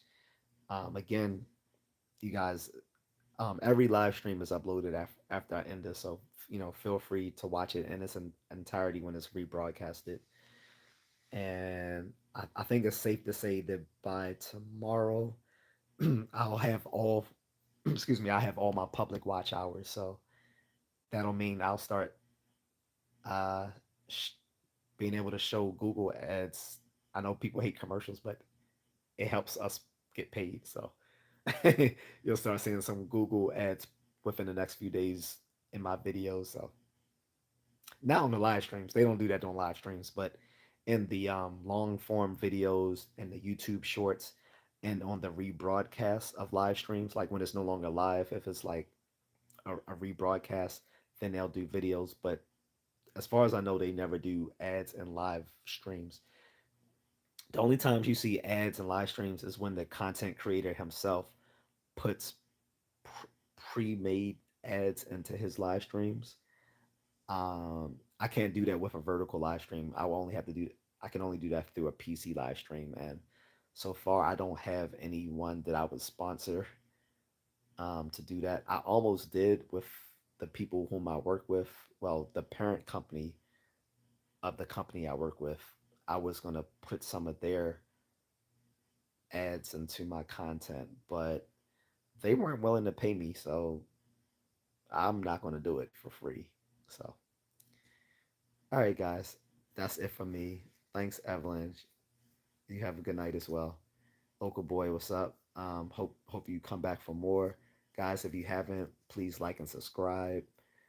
Helps me grow the channel. Um, you can share the videos with like-minded people. You can hit the bell to get notifications when I upload a new video. And I do have memberships available as well, 3 different levels, which gives you more access to me on this channel and supports me in doing what I do here. Because people ask, how do you know so much things? I had to take time to research things, read all that sort of stuff. I literally can't name you how many books I've read in the last uh, 20, 30 years. Like it's been hundreds, literally hundreds. And I'm not even, and I'm not, and this is outside of school. I won't even count my textbooks. So this is how I know things. I read, and I drink coffee. So if you want to support me here, you can give me a super chat during my live streams or after the or a super sticker. And when it's no longer a live broadcast, you can still drop a super thanks, or you can donate to my Cash App or my Venmo or buy me a coffee that helps keep me awake during these live streams. I don't drink it at night, but during the daytime, you will see me with a iced coffee. Ask anyone who's watched my streams during the daytime. So those are ways you can support me. Like I said, the memberships help pay me as well. There's 3 different levels. One starting at $2.99, which I call the contrarian level. The second level, which is the best bang for your buck, called the skeptic level. With that, people will have more access to what I do and can, if they like, offer me suggestions on topics and stuff like that. And the last level, which is at $9.99, is the rationalist level. On that level, you enjoyed everything you do in the other 2 membership levels, but also people at that level, I will invite to do live streams with me. And there's even a lifetime membership level as well. I forgot to mention that in my previous streams, but there's also a lifetime membership level. Um, that that will be limited just by virtue of the fact that not everyone will be in a position to do it, and I want to reserve that for like people who really rock with me. So Um, but yeah, there's a lifetime membership level as well. Um, but yeah, guys, so plenty of ways that you can support me just by simply liking and subscribing to the channel. And like I said, if you do want to donate to help me keep making content, and like I said, as you know, as I get more and more um, followers and this becomes bigger, you're gonna see more production quality. You'll probably see me overseas doing some stuff because unfortunately, when I've traveled in the past, since I wasn't a content creator at the time, I didn't have the mind to record all the stuff that I was doing, which is a shame because some really cool stuff. But going forward, I definitely will, and Mrs. Contrarian does so as well. So I've put her content up here as well. So you can look at some of my previous videos. Look at me doing martial arts training, traveling, talking about martial arts training and myths, or talking about like really nerdy or sciencey type stuff, or just talking about current events. So with that said, I will be that will be it for me, guys. Look, what's his name? 3 books to read for the topic. Are you talking about politics?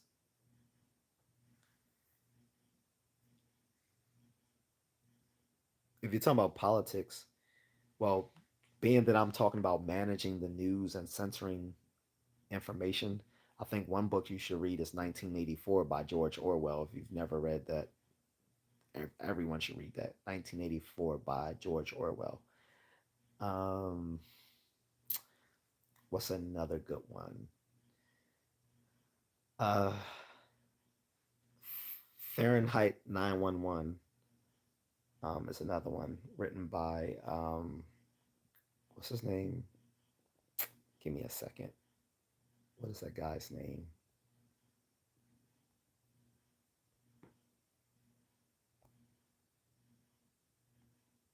Uh, famous author. But yeah, Fahrenheit 9/11 is another good one. 1984 by George Orwell.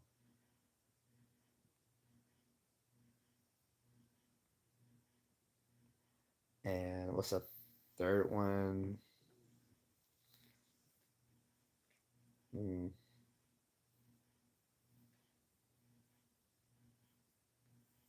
like literally so many books I can think of.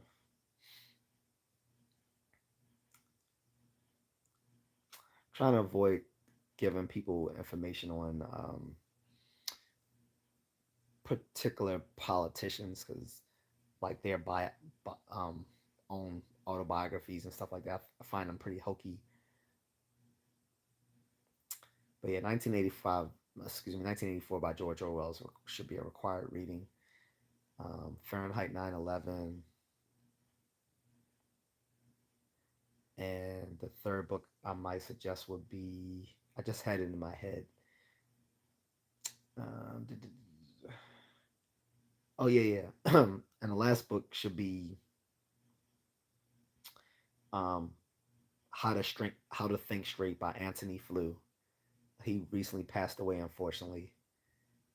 It's a book on informal logic, written by a good British philosopher who passed away not too long ago. I think those are 3 good books: How to Think Straight by Anthony Flew, 1984 by George Orwell, and Fahrenheit 9/11. Let me see something. Sorry, I had to I had to go for a second. The third book is Fahrenheit 451. Four, yeah, 451 by Ray Bradbury. I couldn't. I I was I was confusing that with the Michael Moore documentary called Fahrenheit 9/11, which is not the same thing. But yeah, so 3 books I would recommend on the topic that I'm talking about today, talking about misinformation, talking about managing the news, talking about suppressing people's freedom of speech and thought. Again, 1984 by George Orwell, Fahrenheit 451 by Rad Bradbury, and How to Think Straight by Anthony Flew. Those are the three books I recommend.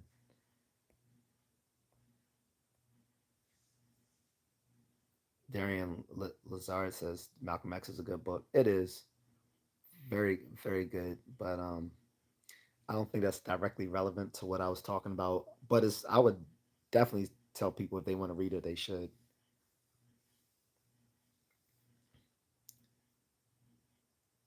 Flew, Flew.